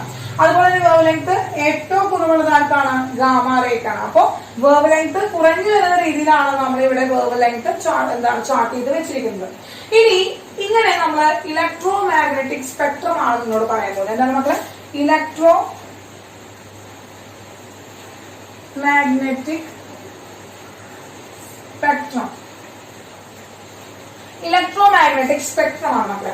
അതായത് അറേഞ്ച്മെന്റ് ഓഫ് എന്താണ് ഇലക്ട്രോ മാഗ്നറ്റിക് വേവ്സ്. ഈ ഇലക്ട്രോ മാഗ്നറ്റിക് റേഡിയേഷൻസ്, ഈ ഇലക്ട്രോ മാഗ്നറ്റിക് വേവ്സിനെ നമ്മൾ increasing order of wave length increase ചെയ്യുന്ന രീതിയിൽ നമ്മൾ ഇവരെ എന്ത് ചെയ്യണം? അറേഞ്ച് ചെയ്യണം. ആ increasing order of wave length എന്താണ്? അറേഞ്ച്മെന്റ് ഓഫ് എന്താണ്? അറേഞ്ച്മെന്റ് എങ്ങനെയാണ്? ഇൻക്രീസിംഗ് ഓർഡർ ഓഫ് വേവ് ലെങ്ത്തിന്റെ ഇൻക്രീസിംഗ് ഓർഡറിൽ, അല്ലെങ്കിൽ എന്ത് പറയാൻ പറ്റും? Decreasing order of frequency. അപ്പൊ increasing order of wave length എന്ന് പറഞ്ഞാൽ എന്താണ് മക്കളെ? Decreasing order of frequency. നമുക്കറിയാം എന്താണ്? mu is equal to c by lambda ആണല്ലേ. അപ്പൊ ഇതിൽ നിന്നൊരു റിലേഷൻഷിപ്പിൽ നമുക്ക് മനസ്സിലാക്കാം എന്താണ്? ഫ്രീക്വൻസി എന്ന് പറയുന്നത് inversely proportion to wave length ആണ്. അപ്പൊ ഫ്രീക്വൻസി എന്ന് പറയുന്നത് inversely proportion to wave length ആണ്. അപ്പൊ നമ്മൾ ഈ അറേഞ്ച് ചെയ്ത് വെച്ചിരിക്കുന്നത് decreasing order of wave length ആണ്. വേവ് ലെങ്ത് ഡിക്രീസിംഗ് ഓർഡർ ആണ് ഈ അറേഞ്ച് ചെയ്ത് വെച്ചിരിക്കുന്നതെങ്കിൽ ഫ്രീക്വൻസി എന്ത് ഓർഡർ ആണ് മക്കളെ? ഇൻക്രീസിംഗ് ഓർഡർ ഓഫ് ഫ്രീക്വൻസി ആയിരിക്കും. അപ്പൊ ഇലക്ട്രോ മാഗ്നറ്റിക് റേഡിയേഷൻ പോലെ നമ്മൾ പറയുകയാണെങ്കിൽ കോസ്മിക് റേ ആണ് ഏറ്റവും കൂടുതൽ ഫ്രീക്വൻസി ഉള്ളതും എന്നാൽ ഏറ്റവും കുറവ് വേവ് ലെങ്ത് ഉള്ളത് ആർക്കാണ്? കോസ്മിക് റേക്കാണ്. പിന്നെയുള്ളത് gamma ray, x ray, UV, visible, IR, microwave, radio wave. അപ്പൊ ഏതാണ്? കോസ്മിക് റേസ് ഉണ്ട്. അത് ഏറ്റവും അവസാനം ഏറ്റവും കുറവ് വേവ് ലെങ്ത് ഉള്ളതാണ് കോസ്മിക് റേ. അതുപോലെ തന്നെ gamma ray, x ray, UV, visible, IR, microwave and radio wave. ഈ അറേഞ്ച്മെന്റിനെയാണ് മക്കളെ നമ്മൾ എന്താണ് ഇലക്ട്രോ മാഗ്നറ്റിക് സ്പെക്ട്രം എന്ന് പറയുന്നത്. മക്കളെ ഇലക്ട്രോ മാഗ്നറ്റിക് സ്പെക്ട്രം ആണ്. Arrangement of increasing order of എന്താണ്? Increasing order of wave length and decreasing order of എന്താണോ? ഡിക്രീസിംഗ് ഓർഡർ ഓഫ് ഫ്രീക്വൻസി ആണ്. Increasing order of wave length ആണ്. അത് എങ്ങനെയാണ്? ഡിക്രീസിംഗ് ഓർഡർ ഓഫ് ഫ്രീക്വൻസി ആണ്. ഇനി മക്കളെ ഈ വിസിബിൾ എന്ന് പറഞ്ഞതിലാണ് നമ്മൾ ആരുള്ളത്? വിബ്ജിയോർ ഉള്ളത്. അതായത് വിബ്ജിയോർ എന്ന് പറയുന്നത് നമ്മുടെ റെയിൻബോ. അപ്പൊ ആ വിബ്ജിയോർ എന്ന് പറയുന്ന ഓർഡർ എഴുതുകയാണെങ്കിൽ ആ വേവ് ഫ്രീക്വൻസിയുടെയും ആ ഓർഡറിൽ എഴുതി കഴിഞ്ഞാൽ ഫ്രീക്വൻസിയുടെയും അതുപോലെ തന്നെ ഫ്രീക്വൻസിയുടെയും ലാംഡയുടെയും എന്താണ് ആ റിലേഷൻഷിപ്പ് നമുക്ക് പറയാനായിട്ട് സാധിക്കും. അപ്പൊ ക്ലിയർ ആയില്ലേ? ഇപ്പൊ വിസിബിൾ എന്ന് പറഞ്ഞതിലാണ് കളർ ഉള്ളതാണ് നമുക്ക് വിസിബിൾ ആയിട്ടുള്ളത്. അപ്പൊ വിസിബിൾ എന്ന് പറഞ്ഞത് എന്താണ് മക്കളെ? റെയിൻബോ കളേഴ്സ് ഉള്ളത് എവിടെയാണ്? വിസിബിൾ റീജിയനിലാണ് കേട്ടോ. അപ്പൊ ഇത്രയാണ് മക്കളെ electromagnetic waves electromagnetic spectrum എന്ന് പറയുന്നത്. നോട്ട് ചെയ്ത് വെച്ചോളൂ കേട്ടോ. അപ്പൊ നമുക്ക് മക്കളെ വേവ് ലെങ്ത് എന്ന് പറയുന്നത് ആംസ്ട്രോമിലാണ് തന്നിരിക്കുന്നത്. ആംസ്ട്രോം ആയിട്ടാണ് തന്നിരിക്കുന്നത്. അപ്പൊ നോട്ട് ചെയ്യോ കേട്ടോ മക്കളെ. അടുത്തത് ഹൈഡ്രജൻ സ്പെക്ട്രം ആണ് നമുക്ക് പറയാനുള്ളത് കേട്ടോ. അതായത് ഹൈഡ്രജനിലൂടെ നമ്മൾ ലൈറ്റ് കടത്തി വിടുകയാണെങ്കിൽ അവിടെ ഓരോ എനർജി ലെവലിൽ നിന്ന് ഇലക്ട്രോൺസ് എന്ത് ചെയ്യണം? ഹയർ എനർജി ലെവലിൽ നിന്ന് ലോവർ എനർജി ലെവലിലേക്ക് എന്ത് ചെയ്യുന്നു? ട്രാൻസ്ഫോർമേഷൻ ഉണ്ടാവും, ട്രാൻസ്മിറ്റ് ചെയ്യുന്നു, അല്ലെങ്കിൽ എന്ത് ചെയ്യുന്നു? എൻ്റർ ചെയ്യുന്നു, അല്ലെങ്കിൽ ലോവർ എനർജി ലെവലിൽ നിന്ന് ഹയർ എനർജി ലെവലിലേക്ക് പോകുന്നു. അപ്പൊ അങ്ങനെ ഇലക്ട്രോണിന്റെ ഡിസ്പ്ലേസ്മെന്റ് ഉണ്ടാവുകയാണ് ചെയ്യുന്നത്. ഇലക്ട്രോൺസ് എന്താണ് ഒരു പ്ലേസിൽ നിന്ന് വേറൊരു സ്ഥലത്തേക്ക്, അത് ഹയർ എനർജി ലെവലിൽ നിന്ന് ലോവർ എനർജി ലെവലിലേക്ക്, ലോവർ എനർജി ലെവലിൽ നിന്ന് ഹയർ എനർജി ലെവലിലേക്ക് മാറിയിരിക്കുന്നു. അപ്പൊ നോക്കാം ഇവിടെ ഹൈഡ്രജൻ സ്പെക്ട്രത്തിൽ നമുക്ക് നോക്കാം ഹയർ എനർജി ലെവൽ ഇൻക്രീസ് ചെയ്യുന്ന രീതിയിലാണ് നമ്മൾ അറേഞ്ച് ചെയ്തിരിക്കുന്നത്. അങ്ങനെ എന്താണ് ഇൻഫിനിറ്റിയിൽ നിന്ന് എന്താണ് ഹയർ എനർജി ലെവലിൽ നിന്ന് ഗ്രൗണ്ട് സ്റ്റേറ്റിലേക്ക് വരുന്നു, ഹയർ എനർജി ലെവൽ ഫസ്റ്റ് ലെവലിലേക്ക് വരുന്നു, ഹയർ എനർജി ലെവലിൽ നിന്ന് തേർഡ് എനർജി ലെവലിലേക്ക് വരുന്നു. അങ്ങനെ എന്ത് ചെയ്യണം, ഇലക്ട്രോൺസിന്റെ എന്താണ് ഡിസ്പ്ലേസ്മെന്റ് ആണ് നമ്മളിവിടെ കാണിച്ചിരിക്കുന്നത് നമുക്ക്. ഓക്കെ, ഇനി നോക്കുമ്പോൾ ഇവിടെ നമുക്ക് ഓരോ എനർജി ലെവൽ 1, 2, 3, 4 അങ്ങനെ ഓരോ എനർജി ലെവൽസ് ആണ് നമ്മൾ കാണിച്ചിരിക്കുന്നത്. അങ്ങനെ ഗ്രൗണ്ട് സ്റ്റേറ്റിലേക്ക് വരുന്ന എനർജി ലെവലിനെ അല്ലെങ്കിൽ ഈ ഒരു സ്പെക്ട്രത്തിനെ നമ്മൾ പറയുന്നത് ലൈമൻ സ്പെക്ട്രം എന്നാണ്. ഇനി രണ്ടാമത്തെ സ്പെക്ട്രം എന്ന് പറയുന്നത് മക്കളെ Balmer spectrum. And third one Paschen spectrum bracket Pfund എന്ന് പറയുന്ന 5 സ്പെക്ട്രംസ് ആയിട്ടാണ് ഹൈഡ്രജൻ സ്പെക്ട്രം നമ്മൾ അറേഞ്ച് ചെയ്ത് വെച്ചിരിക്കുന്നത്. Hydrogen spectrum, Lyman, Barmer, passion, bracket, Pfund എന്ന് പറയുന്ന 5 സ്പെക്ട്രംസ് ആണ് നമുക്ക് കിട്ടുന്നത്. ഇതിൽ ലൈമൻ സ്പെക്ട്രം എന്ന് പറയുന്നത് UV റീജിയനിലാണ് കിട്ടുക മക്കളെ. UV റീജിയനിലാണ് ലൈമൻ സ്പെക്ട്രം കിട്ടുക. ദെൻ വിസിബിൾ, IR, ഇങ്ങനെയാണ് ഇതിന്റെ എന്താണ് റീജിയൻ കാണിക്കുന്നത്. അപ്പോൾ UV, അതുപോലെ തന്നെ വിസിബിൾ, IR. അപ്പൊ മക്കളെ ഇവിടെ എന്താണ് ഉണ്ടാവുന്നത്, ഇലക്ട്രോണിന്റെ ഡീഎക്സൈറ്റേഷൻ ആണ് ഉണ്ടാവുന്നത്. അപ്പൊ ഇലക്ട്രോൺസ് ഡീഎക്സൈറ്റേഷൻ ആണ് ഉണ്ടാവുന്നത്. അതായത് ഹയർ ലെവലിൽ നിന്ന് ലോവർ എനർജി ലെവലിലേക്ക് ഡിസ്പ്ലേസ് ചെയ്യാൻ അല്ലെങ്കിൽ എന്താണ് ഡീഎക്സൈറ്റേഷൻ നടത്താം. അപ്പോ ഇതിന്റെ ബേസിസിൽ ഈ ഡീഎക്സൈറ്റേഷന്റെ ബേസിസിൽ നമ്മൾ ഇവിടുത്തെ ലാംഡ, അതായത് ലാംഡ എന്ന് പറയുന്നത് വേവ് ലെങ്ത്തും അതുപോലെ തന്നെ ആ എനർജി ലെവലും കൂടിയിട്ട് നമുക്ക് വേവ് നമ്പർ കണ്ടുപിടിക്കാനായിട്ട് റീബർഗ് എന്ന് പറഞ്ഞൊരു സയന്റിസ്റ്റ് നമുക്കൊരു ഇക്വേഷൻ തന്നിരിക്കുകയാണ് കേട്ടോ. അപ്പൊ നമ്മൾ അത് നമുക്ക് പറയുന്നത് റീബർഗ്സ് ഇക്വേഷൻ ആണ്. വളരെ ഇമ്പോർട്ടന്റ് ആണ് നമ്മുടെ റീബർഗ്സ് ഇക്വേഷൻ ആണ്. റീബർഗ് ഇക്വേഷൻ എന്ന് പറയുന്നത് wave number which is equal to RH Z² 1/n² n1² - 1/n2² ആണ്. അപ്പൊ N1 and N2 എന്ന് പറയുന്നത് ആ എനർജി ലെവലാണ്. Higher energy level, lower energy ലെവലിനെയാണ് നമ്മൾ N1 and N2 എന്ന് പറയുന്നത്. ഇനി ഇവിടുത്തെ RH എന്ന് പറയുന്നത് എന്താണ് മക്കളെ, റീബർഗ്സ് കോൺസ്റ്റന്റ് ആണ്. റീബർഗ്സ് കോൺസ്റ്റന്റ് ആണ് നമ്മൾ എന്ന് പറയുന്നത് RH വാല്യൂ എന്ന് പറയുന്നത് which is equal to 109,677 centimetre inverse എന്ന് പറയുന്നതാണ് അവിടുത്തെ എന്ന് പറയുന്നത് RH വാല്യൂ എന്ന് പറയുന്നത്. സെഡ് എന്ന് പറയുന്നത് എന്താണ് മക്കളെ, സെഡ് എന്ന് പറയുന്നത് ആറ്റോമിക് നമ്പർ ആണ്. സെഡ് എന്ന് പറയുന്നത് ആറ്റോമിക് നമ്പർ ആണ്. ഇതാണ് റീബർഗ്സ് ഇക്വേഷൻ. എന്താണ് ന്യൂബാർ എന്ന് പറഞ്ഞത് എന്താണ് മക്കളെ, ന്യൂബാർ എന്ന് പറഞ്ഞത് 1/λ ആണ്. അതായത് എന്താണ് വേവ് നമ്പർ ആണ്, 1/λ ആണ്. ക്ലിയർ ആയല്ലോ മക്കളെ. അപ്പൊ അത് വളരെ ഇമ്പോർട്ടന്റ് ആയിട്ടുള്ള ഒരു ഇക്വേഷൻ ആണ് മക്കളെ, ഇമ്പോർട്ടന്റ് ആയിട്ടുള്ള ഇക്വേഷൻ ആണ്. അടുത്തത് നമ്മൾ അടുത്തത് ഈ ഒരു എനർജി ലെവൽ കണ്ടുപിടിക്കുകയാണെങ്കിൽ നമ്മൾ എന്താണ് ഗ്രൗണ്ട് സ്റ്റേറ്റിലേക്കാണ് എന്താണ് ഹയർ എനർജി ലെവലിൽ നിന്ന് ഗ്രൗണ്ട് സ്റ്റേറ്റിലേക്ക് ഇലക്ട്രോണിന്റെ ഡീഎക്സൈറ്റേഷൻ നടക്കാമെന്ന് വിചാരിക്കാം. അങ്ങനെ നടക്കുമ്പോൾ അവിടെ ഉണ്ടാകുന്ന സ്പെക്ട്രൽ ലൈനുകളുടെ എണ്ണമാണ് അടുത്ത് പറയുന്നത്. Spectral line, number of spectral lines. എന്താണ് നമ്പർ ഓഫ് സ്പെക്ട്രൽ ലൈൻസ് കണ്ടുപിടിക്കാനുള്ളതാണ്. നമ്പർ ഓഫ് സ്പെക്ട്രൽ ലൈൻസ് കണ്ടുപിടിക്കാനുള്ള ഇക്വേഷൻസ് ആണ് പറയുന്നത്. നമ്പർ ഓഫ് സ്പെക്ട്രൽ ലൈൻസ് കണ്ടുപിടിക്കാനുള്ള ഇക്വേഷൻസ് ആണ് അടുത്ത് പറയുന്നത്. നമ്പർ ഓഫ് സ്പെക്ട്രൽ ലൈൻസ് കണ്ടുപിടിക്കാനായിട്ട് നമ്മൾ ശ്രദ്ധിക്കുക. നമ്പർ ഓഫ് സ്പെക്ട്രൽ ലൈൻസ് കിട്ടാനായിട്ട് നമുക്ക് ആദ്യം പറയുന്നത് from higher level to ground state. Ground level, higher ലെവലിൽ നിന്ന് ഗ്രൗണ്ട് ലെവലിലേക്കാണ് എന്ത് ചെയ്യുന്നത് ഈ സ്പെക്ട്രൽ ലൈൻസ് വരുന്നതെങ്കിൽ അവിടുത്തെ നമ്പർ ഓഫ് സ്പെക്ട്രൽ ലൈൻസ് ആണ് നമ്മൾ കണ്ടുപിടിക്കുന്നത്. Which is equal to number of spectral lines is equal to n into n-1/2 ആണ് equation. By n into n-1/2 ആണ് അവിടുത്തെ നമ്പർ ഓഫ് എന്ന് പറയുന്നത് സ്പെക്ട്രൽ ലൈൻസ് എന്ന് പറയുന്നത്. ഇനി N1 and N2 എന്ന് പറയുന്ന രണ്ട് ഹയർ ലെവൽ ലോവർ ലെവൽ ഉണ്ടെന്ന് വിചാരിക്കാം. ഹയർ എനർജി ലെവലിൽ നിന്ന് ലോവർ എനർജി ലെവലിലേക്ക് വരികയാണ്. N1 and N2 എന്ന് പറയുന്ന വ്യത്യാസത്തിലാണ് ഇരിക്കുന്നതെങ്കിൽ, അങ്ങനെയാണ് ഡീഎക്സൈറ്റേഷൻ നടക്കുന്നതെങ്കിൽ അവിടുത്തെ സ്പെക്ട്രൽ ലൈൻസ് കണ്ടുപിടിക്കാനായിട്ട് സിഗ്മ N2 - N1 എന്ന് കണ്ടുപിടിച്ചാൽ മതി. നമ്മള് സിഗ്മ N2 - N1 കണ്ടുപിടിച്ചാൽ മതി. ഫോർ എക്സാമ്പിൾ ആയിട്ട് പറയുകയാണെങ്കിൽ ഇപ്പൊ N1 എന്ന് പറയുന്നത് 4 എന്ന് പറയുന്ന എനർജി ലെവലിൽ നിന്ന് എന്താണ് 2 എന്ന് പറയുന്ന എനർജി ലെവലിലേക്ക് 2 എന്ന് പറയുന്ന ലെവലിലേക്കാണ്, അത് ലോവർ എനർജി ലെവലിലേക്കാണ്. N2 എന്ന് പറയുന്നത് 6 എന്ന് പറഞ്ഞ ഹയർ എനർജി ലെവലിൽ നിന്ന് S2 എന്ന് പറഞ്ഞിട്ടുള്ള ലോവർ എനർജി ലെവലിലേക്കാണ് ആര് വരുന്നത്, ഈ സ്പെക്ട്രൽ ലൈൻസ് വരുന്നതെങ്കിൽ അവിടുത്തെ ലൈനുകളുടെ എണ്ണം കണ്ടുപിടിക്കാൻ പറയാണ്. അപ്പൊ സ്പെക്ട്രൽ ലൈനിന്റെ എണ്ണം എന്തൊക്കെയാണ്? നമ്മുടെ സ്പെക്ട്രൽ ലൈൻ എന്ന് പറഞ്ഞാൽ എത്രയാണ് ഉണ്ടാവുക? സിഗ്മ n2 മൈനസ് n1 ആണ്. Which is equal sigma 6 minus 2 ആണ് വരിക. നമുക്ക് എത്ര? സിഗ്മ 4 ആണ് വരിക. വിച്ച് ഇസ് ഈക്വൽ ടു എന്താ വരിക? Sigma 1 plus 2 plus 3 plus 4 is equal to 10 lines ആണ് വരിക. എത്ര വരെ മക്കളെ? 10 ലൈൻസ് ആണ് വരിക. അപ്പൊ നമ്പർ ഓഫ് സ്പെക്ട്രൽ ലൈൻസ് കണ്ടുപിടിക്കാനുള്ള രണ്ട് ഇക്വേഷൻസ് ആണ് പഠിച്ചത്. ഒന്ന് ഹയർ എനർജി ലെവലിൽ നിന്ന് ഗ്രൗണ്ട് സ്റ്റേറ്റിലേക്കാണ് വരുന്നതെങ്കിൽ n ഇൻറ്റു n മൈനസ് 1/2 ചെയ്താൽ മതി. അപ്പൊ ആ ഹയർ എനർജി ലെവൽ മാത്രമാണ് നമ്മളവിടെ n ആയിട്ട് കൺസിഡർ ചെയ്യുന്നത്.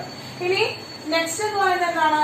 രണ്ട് ഡിഫറെന്റ് ആയിട്ടുള്ള എനർജി ലെവലുകൾ പറയാണ്. n1 n2 എന്ന് പറയുന്നത് ഒരു lower energy level, higher energy level തന്നിട്ട് അവിടെ ഉണ്ടാകുന്ന സ്പെക്ട്രൽ ലൈനുകളുടെ എണ്ണം കണ്ടുപിടിക്കാനായിട്ട് പറഞ്ഞിട്ടുണ്ടെങ്കിൽ sigma of n2 minus n1 ആണ് ചെയ്യുന്നത്. അതിന്റെ എക്സാമ്പിൾ ആണ് ഇപ്പൊ പ്രോബ്ലം ആയിട്ട് ചെയ്തത്. ക്ലിയർ ആയല്ലോ മക്കളെ? അപ്പൊ ഇത്രയാണ് ഹൈഡ്രജൻ സ്പെക്ട്രത്തിൽ മനസ്സിലാക്കി വെക്കുന്നത്. അപ്പൊ Lyman series, Balmer series, Paschen Brackett Pfund സീരീസുകൾ ഏത് റേഞ്ചിലാണ് അവർക്ക്, ഏത് വെലോസിറ്റി അല്ലെങ്കിൽ ഏത് ഫ്രീക്വൻസി റേഞ്ചിലാണ് ഇവരെ കിട്ടുന്നത് എന്ന് നോക്കി വെക്കാം. അതുപോലെ തന്നെ അവരുടെ ഓർഡർ, ഫസ്റ്റ് സ്പെക്ട്രൽ ലൈൻസ് എന്ന് പറയുന്നത് ലൈമൺ ആണ്, സെക്കൻഡ് ബാർമർ ആണ്, പാഷൻ ബ്രാക്കറ്റ് ഫണ്ട് എന്ന രീതിയിലാണ് പോകുന്നത് എന്നുള്ളത് എന്ത് ചെയ്യാം, നോക്കിയത് വെക്കാം. അപ്പൊ ഇത്രയാണ് മക്കളെ, ഇമ്പോർട്ടന്റ് ആണ്, ഓരോ കാര്യങ്ങളും ഇമ്പോർട്ടന്റ് ആണ്. അപ്പൊ നോക്കിയത് വെക്കും കേട്ടോ മക്കളെ. അത് പറഞ്ഞ ഇമ്പോർട്ടന്റ് ആയിട്ടുള്ള ഒരു ടേം ആണ് എന്താണ് മക്കളെ? Photo electric effect. Photo electric effect എന്താണെന്ന് നോക്കാം. അപ്പൊ നമുക്ക് ഇപ്പോഴൊരു ഡിസ്ചാർജ് ട്യൂബ് എടുത്തിട്ടുണ്ട് ഇങ്ങനെ. എന്നിട്ട് ഞാൻ രണ്ട് ഇലക്ട്രോഡുകളുണ്ട്.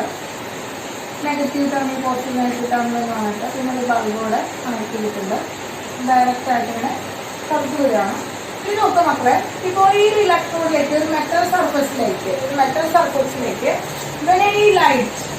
എനി ലൈറ്റ് ഇങ്ങനെ എന്ത് ചെയ്യാം മക്കളെ? ഇൻസിഡന്റ് ചെയ്യാണ്, പോസിറ്റീവ് അതിനെ ഫോൾ ചെയ്യാണ്, വീഴാണ്.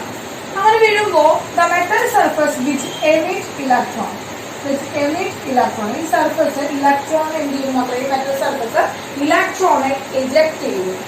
അപ്പോൾ the ejection of electron from the metal surface when a light of suitable frequency falls on it. ഒരു സ്യൂട്ടബിൾ ഫ്രീക്വൻസിയിലുള്ള ഒരു ലൈറ്റ് ഒരു മെറ്റൽ സർഫസിലേക്ക് വന്ന് ഫോഴ്സ് ചെയ്യുമ്പോൾ, വീഴുമ്പോൾ ആ മെറ്റൽ സർഫസ് അതിൽ നിന്ന് ഇലക്ട്രോണെ എന്ത് ചെയ്യുന്നു മക്കളെ? ഇജക്ട് ചെയ്യുന്നു. ഇലക്ട്രോണെ പുറത്തേക്ക് എന്ത് ചെയ്യുന്നു? ഇജക്ട് ചെയ്യുന്നു. ആ ഒരു ഫിനോമിനയാണ് നമ്മൾ പറയുന്നത് ഫോട്ടോ ഇലക്ട്രിക് ഇഫക്ട് എന്ന് പറയുന്നത്. മക്കളെ ഫോട്ടോ ഇലക്ട്രിക് ഇഫക്ട് എന്ന് പറയുന്നത്. അപ്പോ ഈ ഒരു ഫോട്ടോ ഇലക്ട്രിക് ഇഫക്ട് നടക്കാനായിട്ട്, അഥവാ ഒരു മെറ്റല് ഒരു ഇലക്ട്രോണെ ഇജക്ട് ചെയ്യാനായിട്ട് അവിടെ ഒരു എന്ത് വേണം? ഒരു സ്യൂട്ടബിൾ ഫ്രീക്വൻസി വേണം, അഥവാ ഒരു മിനിമം ഫ്രീക്വൻസി വേണം. The minimum frequency required to eject an electron from the metal surface. ഒരു മെറ്റൽ സർഫസിൽ നിന്ന് ഒരു ഇലക്ട്രോണെ ഇജക്ട് ചെയ്യാൻ വേണ്ടുന്ന suitable frequency of a radiation, ഒരു റേഡിയേഷന്റെ suitable frequency അല്ലെങ്കിൽ മിനിമം ഫ്രീക്വൻസി, അതിനെയാണ് നമ്മൾ എന്ന് പറയുന്നത് ത്രെഷോൾഡ് frequency എന്ന് പറയുന്നത്. Minimum frequency required to eject an electron from the metal surface. Metal സർഫസിൽ നിന്ന് ഒരു ഇലക്ട്രോണെ ഇജക്ട് ചെയ്യാനായിട്ട് ഒരു റേഡിയേഷന് വേണ്ടുന്ന ഒരു മിനിമം ഫ്രീക്വൻസി ആണ് മക്കളെ. അത് നമ്മൾ എന്താണ്? μ0 എന്നാണ് ഡിനോട്ട് ചെയ്യുന്നത്. മക്കളെ μ0 എന്നാണ് ഡിനോട്ട് ചെയ്യുന്നത്. അപ്പോൾ ത്രെഷോൾഡ് ഫ്രീക്വൻസി ഉണ്ടെങ്കിൽ, മിനിമം ഫ്രീക്വൻസി ഉണ്ടെങ്കിൽ മാത്രമാണ് അവിടെ എന്ത് ചെയ്യുള്ളൂ? ഇജക്ഷൻ ഓഫ് എൻ ഇലക്ട്രോൺ സാധിക്കുള്ളൂ മെറ്റൽ സർഫസിൽ നിന്ന്. ക്ലിയർ ആയല്ലോ മക്കളെ? ഓക്കെ, അതാണ് ഫോട്ടോ ഇലക്ട്രിക് ഇഫക്ട് എന്ന് പറയുന്നത്. ഇനി നോക്കുക, ഇവിടുത്തെ ഈ ഇജക്ഷൻ അല്ലെങ്കിൽ ഇവിടുത്തെ ഇലക്ട്രോൺ ഇജക്ഷൻ ഓഫ് ഇലക്ട്രോൺ എന്നൊക്കെ പറയുന്നത് അവിടെ വരുന്ന ആ ഫ്രീക്വൻസി, അതിന്റെ എനർജി ഓഫ് ഇലക്ട്രോൺ, ഇജക്ട് ചെയ്യുന്ന ഇലക്ട്രോണിന്റെ എനർജി എന്ന് പറയുന്നത് is directly proportional to the frequency of light. അവിടുത്തെ ഫ്രീക്വൻസി എന്താണ്? Energy of electron is directly proportional to the frequency of light falls on it. അതിലേക്ക് കടന്നു വരുന്ന ആ ഒരു ലൈറ്റിന്റെ ഫ്രീക്വൻസിനോട് ഡയറക്ട്ലി പ്രൊപ്പോർഷണൽ ആണ് എന്ന് പറയുന്നത് ആ എനർജി ഓഫ് ഇലക്ട്രോൺ എന്ന് പറയുന്നത്. അത് മാത്രമല്ല, നമ്പർ ഓഫ് ഇലക്ട്രോൺ ഇജക്ട് ചെയ്യുന്നത് എന്താണ്? നമ്പർ ഓഫ് ഇലക്ട്രോൺ ഇജക്ടർ ഈ ഡയറക്ട്ലി പ്രൊപ്പോർഷണൽ അല്ലെങ്കിൽ എന്താണ്? ഈ ഡിപ്പെൻഡ്സ്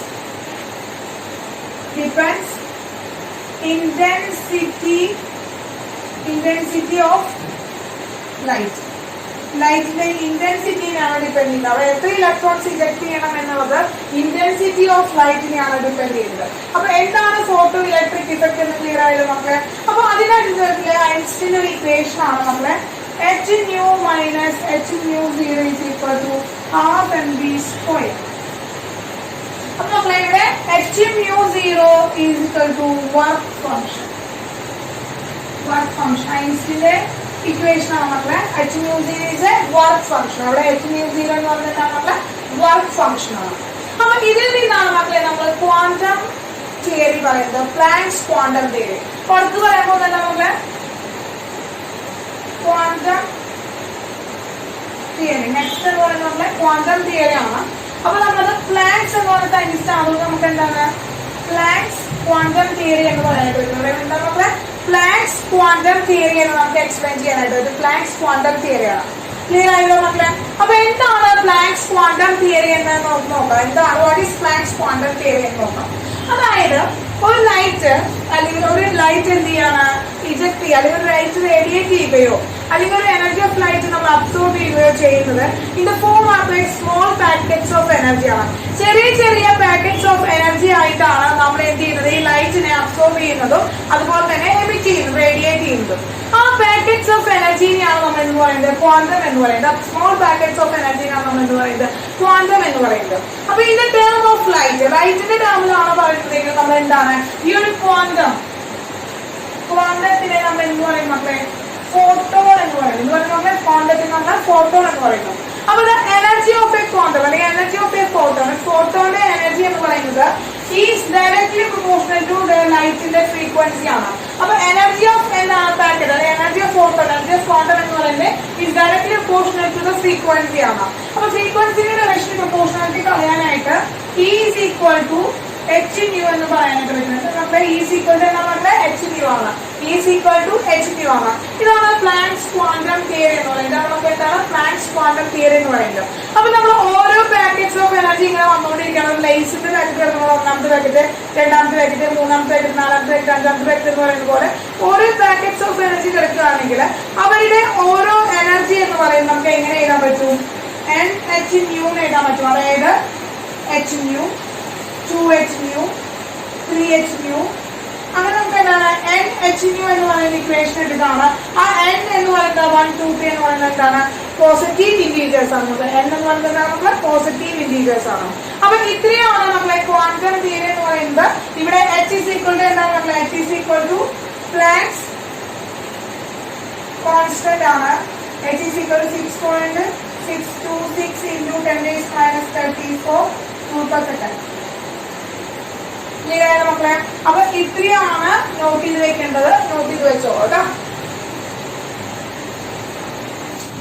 മക്കളെ. ഇനി നമുക്ക് കുറച്ച് ക്വസ്റ്റ്യൻസ് ചെയ്ത് നോക്കാം. അപ്പൊ ഇത്രയും തിയറി പാർട്ട് പഠിച്ചില്ലേ? അപ്പൊ നമുക്ക് ഇനി കുറച്ച് ക്വസ്റ്റ്യൻസ് ചെയ്ത് നോക്കാം. അപ്പൊ 2019 വന്നിരിക്കുന്ന ഒരു ക്വസ്റ്റ്യൻ ആണ്. 2019 വന്നിരിക്കുന്ന ക്വസ്റ്റ്യൻ ആണ് ഡിസ്കസ് ചെയ്യുന്നത്.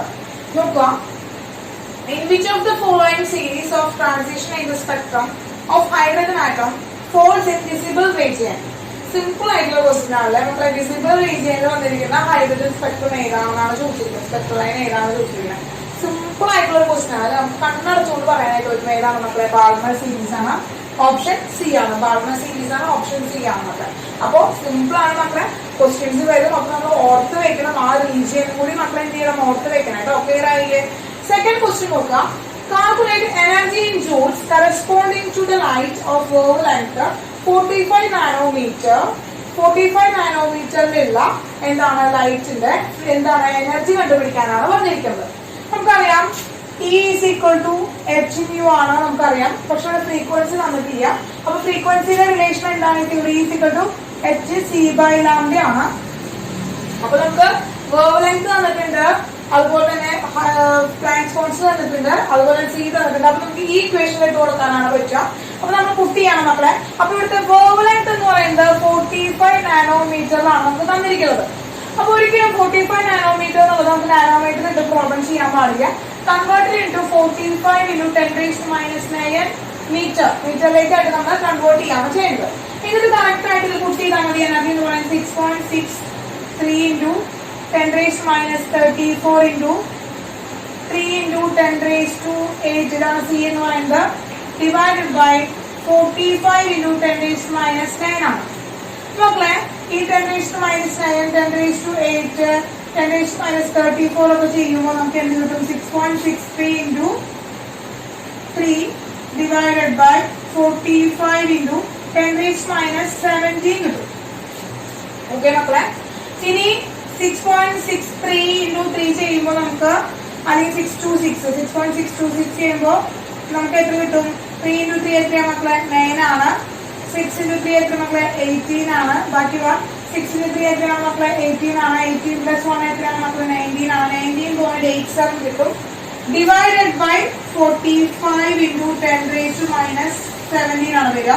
ഇതിന്റെ കാര്യം 0.44 something into 10 raised to minus 17 ആണ് വരിക. അപ്പൊ നമ്മൾ നോക്കിയൊക്കെ 4.4 ആയിട്ടാണ്. കാരണം നമ്മൾ എന്ത് ചെയ്താൽ മതി? ഇതിന്റെ കറസ്പോണ്ടിങ് ഇത് 4.4 into 10 raised to minus 18 ആയിട്ട് നമുക്ക് എഴുതാനായിട്ട് സാധിക്കും. അപ്പൊ അങ്ങനെ നോക്കിയാൽ ഏതായാലും ഉത്തരം വരിക ഓപ്ഷൻ ഡി ആണ് വരിക. 4.42 into 10 raised to minus 18. Option D ആണ് കറക്റ്റ് ആൻസർ എന്ന് പറയുന്നത്. ക്ലിയർ ആയോ കുട്ടികളെ? മക്കളെ, അടുത്ത രണ്ട് ക്വസ്റ്റ്യൻസ് ചെയ്യാൻ നമുക്ക് നോക്കാം. BE plus 2 is isoelectronic with which E of the following ions? ഇവിടെ തന്നിരിക്കുന്ന ഏതൊക്കെ അയോൺസ് ആയിട്ടാണ് ഐസോഇലക്ട്രോണിക് ആയിട്ടുള്ളത്? ആര്? Be2+ എന്ന് പറയുന്നത്. നമുക്കറിയാം BE എന്ന് പറയുന്നത് എന്താണ്? 4 ഇലക്ട്രോൺസ് ആണ് ഹോൾഡ് ചെയ്തിട്ടുള്ളത്. അവന്റെ കയ്യിൽ നിന്ന് എന്താണ്? +2 ആണ് വരുന്നത്. അപ്പൊ +2 വരുമ്പോൾ നമുക്ക് എന്താണ്? ആറ്റോമിക് നമ്പർ -2 ചെയ്താൽ 2 ഇലക്ട്രോൺസ് ആണ് അവന്റെ കയ്യിൽ വേണ്ടത്. 2 ഇലക്ട്രോൺസ് ആണ് അവന്റെ കയ്യിലുള്ളത്. അതുപോലെ ഐസോ ഇലക്ട്രോണിക് സ്പീഷീസ് എന്ന് പറഞ്ഞാൽ എന്താണ്? Same number of electrons hold ചെയ്യുന്ന സ്പീഷീസുകളെയാണ് നമ്മൾ ഐസോ ഇലക്ട്രോണിക് സ്പീഷീസുകൾ എന്ന് പറയുന്നത്. അപ്പൊ ഈ 2 ഇലക്ട്രോൺ ഹോൾഡ് ചെയ്യുന്ന ഏത് അയോൺസ് ആണ് ഇവിടെ ഉള്ളത് എന്ന് കണ്ടുപിടിക്കലാണ് നമ്മൾ ചെയ്യേണ്ടത്. അപ്പൊ നോക്കാം, H+ എന്ന് പറയുന്നത് എന്താണ് മക്കളെ? H+ എന്ന് പറയുമ്പോൾ അവരുടെ ഇലക്ട്രോൺസിന്റെ എന്ന് പറയുന്നത് 1ൽ നിന്ന് 1 പോയതാണ്. അതായത് 0 ഇലക്ട്രോണാണ് അവരുടെ കയ്യിലുള്ളത്. പിന്നെ ലിഥിയം എന്ന് പറയുന്നത് മക്കളെ ഇലക്ട്രോൺ എന്ന് പറഞ്ഞാൽ ടോട്ടൽ ഇലക്ട്രോൺ എത്രയാണ്? 3 ആണ്. അല്ലെങ്കിൽ ആറ്റോമിക് നമ്പർ എത്രയാണ്? 3 ആണ്. 3ൽ നിന്ന് 1 പോയി കഴിഞ്ഞാൽ എത്രയാണ് മക്കളെ? 2 ആണ് വരിക. ഓക്കെ, 2 വന്നിട്ടുണ്ട്. അപ്പൊ ഒരു ഓപ്ഷൻ നമുക്ക് കിട്ടിയിട്ടുണ്ട്. ഇനി വേറെ ഏതെങ്കിലും ഓപ്ഷൻസ് ഉണ്ടോ എന്ന് ചെക്ക് ചെയ്യാം നമുക്ക്. ഇനി സോഡിയം എന്ന് പറയുന്നത് എത്രയാണ് മക്കളെ? ഇലക്ട്രോൺ എന്ന് പറയുന്നത് ആറ്റോമിക് നമ്പർ എത്രയാണ് മക്കളെ? 11 ആണ്. 11ൽ നിന്ന് 1 മൈനസ് ചെയ്യുമ്പോൾ നമുക്ക് എത്ര കിട്ടും മക്കളെ? 10 കിട്ടി. ദെൻ മഗ്നീഷ്യം എന്ന് പറയുന്ന ഇലക്ട്രോൺ എത്രയാണ് മക്കളെ? 12 ആണ് ആറ്റോമിക് നമ്പർ. 12ൽ നിന്ന് 1 പോയി എത്ര കിട്ടും മക്കളെ? 11 കിട്ടുകയാണ് ചെയ്യുന്നത്. ഇനി കാൽഷ്യം ആണ് മക്കളെ. കാൽഷ്യം എന്ന് പറയുന്നത് എത്രയാണ്? കാൽഷ്യത്തിന്റെ ആറ്റോമിക് നമ്പർ എത്രയാണ് മക്കളെ? 20 ആണ്. 20ൽ നിന്ന് 2 പോകാൻ എത്രയാണ് മക്കളെ? 18 ഇലക്ട്രോൺസ് ആണ് ഹോൾഡ് ചെയ്യുന്നത്. ഓക്കെ, അപ്പോ ഇതില് ഏതാണ്? ഒറ്റ വേറെ 2 എന്ന് പറയുന്ന ഇലക്ട്രോൺസ് ഹോൾഡ് ചെയ്യുന്നത് ഏതാണ്? ലിഥിയം ആണ്. ലിഥിയം പ്ലസ് ആണ് ആദ്യമായിട്ട് ഐസോ ഇലക്ട്രോണിക്. ലിഥിയം +2 ആയിട്ട് ഇലക്ട്രോ ഐസോണിക് എന്ന് പറയുന്നത് ലിഥിയം +1 ആണ്. ക്ലിയർ ആണ് മക്കളെ? അപ്പൊ ഐസോ ഇലക്ട്രോണിക് ആയിട്ടുള്ള ഓപ്ഷൻ ഡി ആണ് റൈറ്റ് ആൻസർ എന്ന് പറയുന്നത്. ഇത് നോക്കാം, ദ വാല്യൂ ഓഫ് അടുത്ത ക്വസ്റ്റ്യൻ ആണ്. മക്കളെ അടുത്ത ക്വസ്റ്റ്യൻ ആണ്, ഒന്ന് ശ്രദ്ധിക്കുക.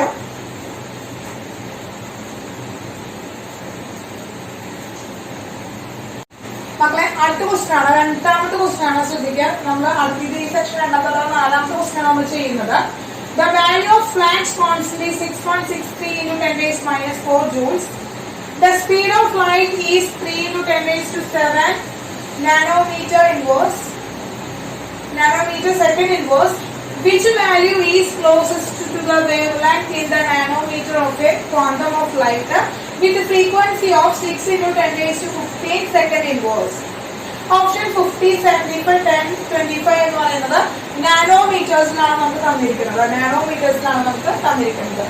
കിട്ടിയോ മക്കളെ? അപ്പൊ നമുക്ക് ഇവിടെ ലൈറ്റിന്റെ 2 ഫ്രീക്വൻസീസ് ആണ് തന്നിരിക്കുന്നത്. 2 ഫ്രീക്വൻസീസ് വന്നിട്ടുണ്ട് നമുക്ക്. Speed of light 3 into 10 raised to minus 17 അതുപോലെ തന്നെ വേറെ ഫ്രീക്വൻസി എന്ന് പറയുന്നത് എന്താണ്? സ്പീഡ് തന്നിട്ടുണ്ട്. സ്പീഡ് തന്നിട്ടുണ്ട് നമുക്ക്. അതുപോലെ തന്നെ അവന്റെ എന്താണ്? അവന്റെ ഫ്രീക്വൻസി തന്നിട്ടുണ്ട് നമുക്ക്. അപ്പൊ ലാംഡ എന്ന് പറയുന്നത് നമുക്കറിയാം എന്താണ്? മ്യൂ ഈക്വൽ എന്താണ് മക്കളെ? C/λ ആണ്. മ്യൂ ഈക്വൽ എന്താണ് മക്കളെ? C/λ ആണ്. അങ്ങനെയാണെങ്കിൽ ലാംഡ ഈക്വൽ എന്താ വരിക മക്കളെ? ലാംഡ ഈക്വൽ എന്താ വരിക? ലാംഡ ഈക്വൽ എന്താ പറയാ? ലാംഡ വരുമ്പോ C/μ ആണ് വരിക. C/μ ആണ് വരിക. അപ്പൊ ഈ ഇക്വേഷൻ നമ്മൾ കുട്ടിയാണ്. ലാംഡ ഈക്വൽ ടു C എത്രയാണ് മക്കളെ? C എത്രയാണ്? c എന്ന് പറയുന്നത് സ്പീഡ് ഓഫ് ലൈറ്റ് ആണ്. എത്രയാണ്? 3 into 10⁻17 ആണ്. ഡിവൈഡ് ബൈ ഫ്രീക്വൻസി എത്രയാണ്? 6 into 10⁻15 ആണ്. കട്ട് ചെയ്ത് പോയ എത്രയാണ്? 10⁻2 വന്നു. 3/6 into 10⁻2 വന്നു. 1/2 വരും. അതായത് എന്താണ് 2 വരും. അതായത് 0.5 into 10⁻2 വരും. അത് ഇസിക്കൽ ടു 50 നാനോമീറ്റർ. ഏതാണ് മക്കളെ ഓപ്ഷൻ? ഓപ്ഷൻ എ ആണ് റൈറ്റ് ആൻസർ. ഓപ്ഷൻ എ ആണ് റൈറ്റ് ആൻസർ. ക്ലിയർ ആയല്ലോ? ക്ലിയർ ആയല്ലോ മക്കളെ? മക്കളെ അപ്പോ ഇന്നത്തെ സെക്ഷനിലെ ഏറ്റവും അവസാനത്തെ ക്വസ്റ്റ്യൻ ആണ് നമ്മൾ ഡിസ്കസ് ചെയ്യാൻ പോകുന്നത് കേട്ടോ. The energy E1 and E2 of two radiations are 25 electrovolt and 50 electrovolt respectively. The relationship between their wavelength, that is lambda 1 and lambda 2 will be. നമുക്ക് രണ്ട് എനർജീസ് തന്നിട്ടുണ്ട് മക്കളെ. അതായത് E1 എന്ന് പറയുന്നത് എത്രയാണ്? 25 ആണ്. E2 എന്ന് പറയുന്നത് 50 ആണ്. അതായത് E1:E2 എന്ന് പറയുന്ന രണ്ട് റേഷ്യോയിൽ എടുക്കുകയാണെങ്കിൽ അവരുടെ വേവ് ലെങ്തുകളുടെ റേഷ്യോ എത്രയാണെന്നാണ് നമ്മൾ കണ്ടുപിടിക്കാനായിട്ട് പറഞ്ഞിരിക്കുന്നത്. അപ്പൊ നമുക്കറിയാം എന്താണ് E1 എന്ന് പറയുന്നത് എന്താണ്? hc/λ1 ആണ്. hc/λ1 എടുക്കണം. E2 എന്ന് പറയുന്നത് hc/λ2 ആണ്. കാരണം പറയാം E is equal to hc/λ ആണ്. അപ്പൊ നമ്മൾ ഫസ്റ്റ് കണ്ടീഷൻ λ1, സെക്കൻഡ് കണ്ടീഷൻ λ2 എന്ന കണ്ടീഷൻ ഇട്ട് കൊടുക്കും.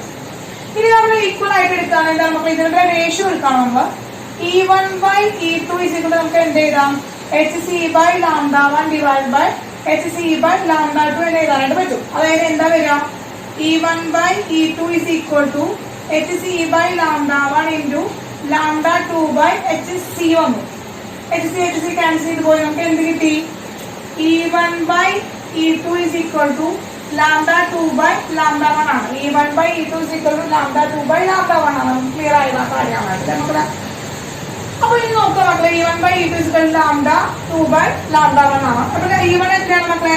25 ആണ്. E2 എത്രയാണ്? 50 ആണ്. Which is equal to λ2/λ1 ആണ്. അത് ക്യാൻസൽ ചെയ്ത് 2 കിട്ടി. എത്രയാണ്? 1/2 is equal to λ2/λ1 ആണ്. കഴിഞ്ഞിട്ട് ചെയ്യാം. 1/2 ഉണ്ടെങ്കിൽ അവിടെ പോയിട്ട് എന്ത് ചെയ്യാറ്? എന്താണ് ഓപ്ഷൻ ബി പോയിട്ട് മാറ്റരുത്. കാരണം നമുക്ക് ചെക്ക് ചെയ്യണം എന്താണ് λ1 is equal to ഇങ്ങോട്ട് കൊണ്ടുവന്നു. അപ്പൊ എന്താണ് 2 λ2 കിട്ടി. എന്താണ് λ1 is equal to 2 λ2 ആണ് മക്കളെ. അപ്പൊ λ1 is equal to 2 λ2 എന്ന് പറയുന്നത് ഏതാണ്? ഓപ്ഷൻ ബി ആണ് റൈറ്റ് ആൻസർ. ഓപ്ഷൻ ബി ആണ് റൈറ്റ് ആൻസർ. അപ്പോ ഇത് ഇത്രയും തിയറീസും ഇത്രയും പ്രോബ്ലംസ് ആണ് മക്കളെ ഭാഗത്ത് നിന്ന് വരുന്നത്. ബാക്കി നമുക്ക് നെക്സ്റ്റ് എപ്പിസോഡിൽ ചെയ്യാം. അപ്പൊ എന്തായാലും ഇത്രയും ഭാഗങ്ങൾ നോക്കി വെക്കുക. സ്ട്രക്ചർ ഓഫ് ആയിട്ട് ഇമ്പോർട്ടന്റ് ആണ് മക്കളെ. അപ്പൊ നന്നായി ടെക്സ്റ്റ് ബുക്ക് ഒന്ന് വായിച്ചു നോക്കുക പറ്റുകയാണെങ്കിൽ കേട്ടോ. അപ്പോ മാക്സിമം ക്വസ്റ്റ്യൻസ് ഒന്ന് ചെയ്ത് നോക്കുക. ഇതിൽ വരുന്ന ഇതേ ടൈപ്പിൽ വരുന്ന കുറെ ക്വസ്റ്റ്യൻസ് കിടക്കുന്നുണ്ട് മെറ്റീരിയല്. അതും കൂടി ഒന്ന് ചെയ്ത് നോക്കി നോക്കുക കേട്ടോ മക്കളെ. അപ്പൊ നമുക്ക് അടുത്ത ക്ലാസ്സിൽ കാണാം. Okay, bye bye.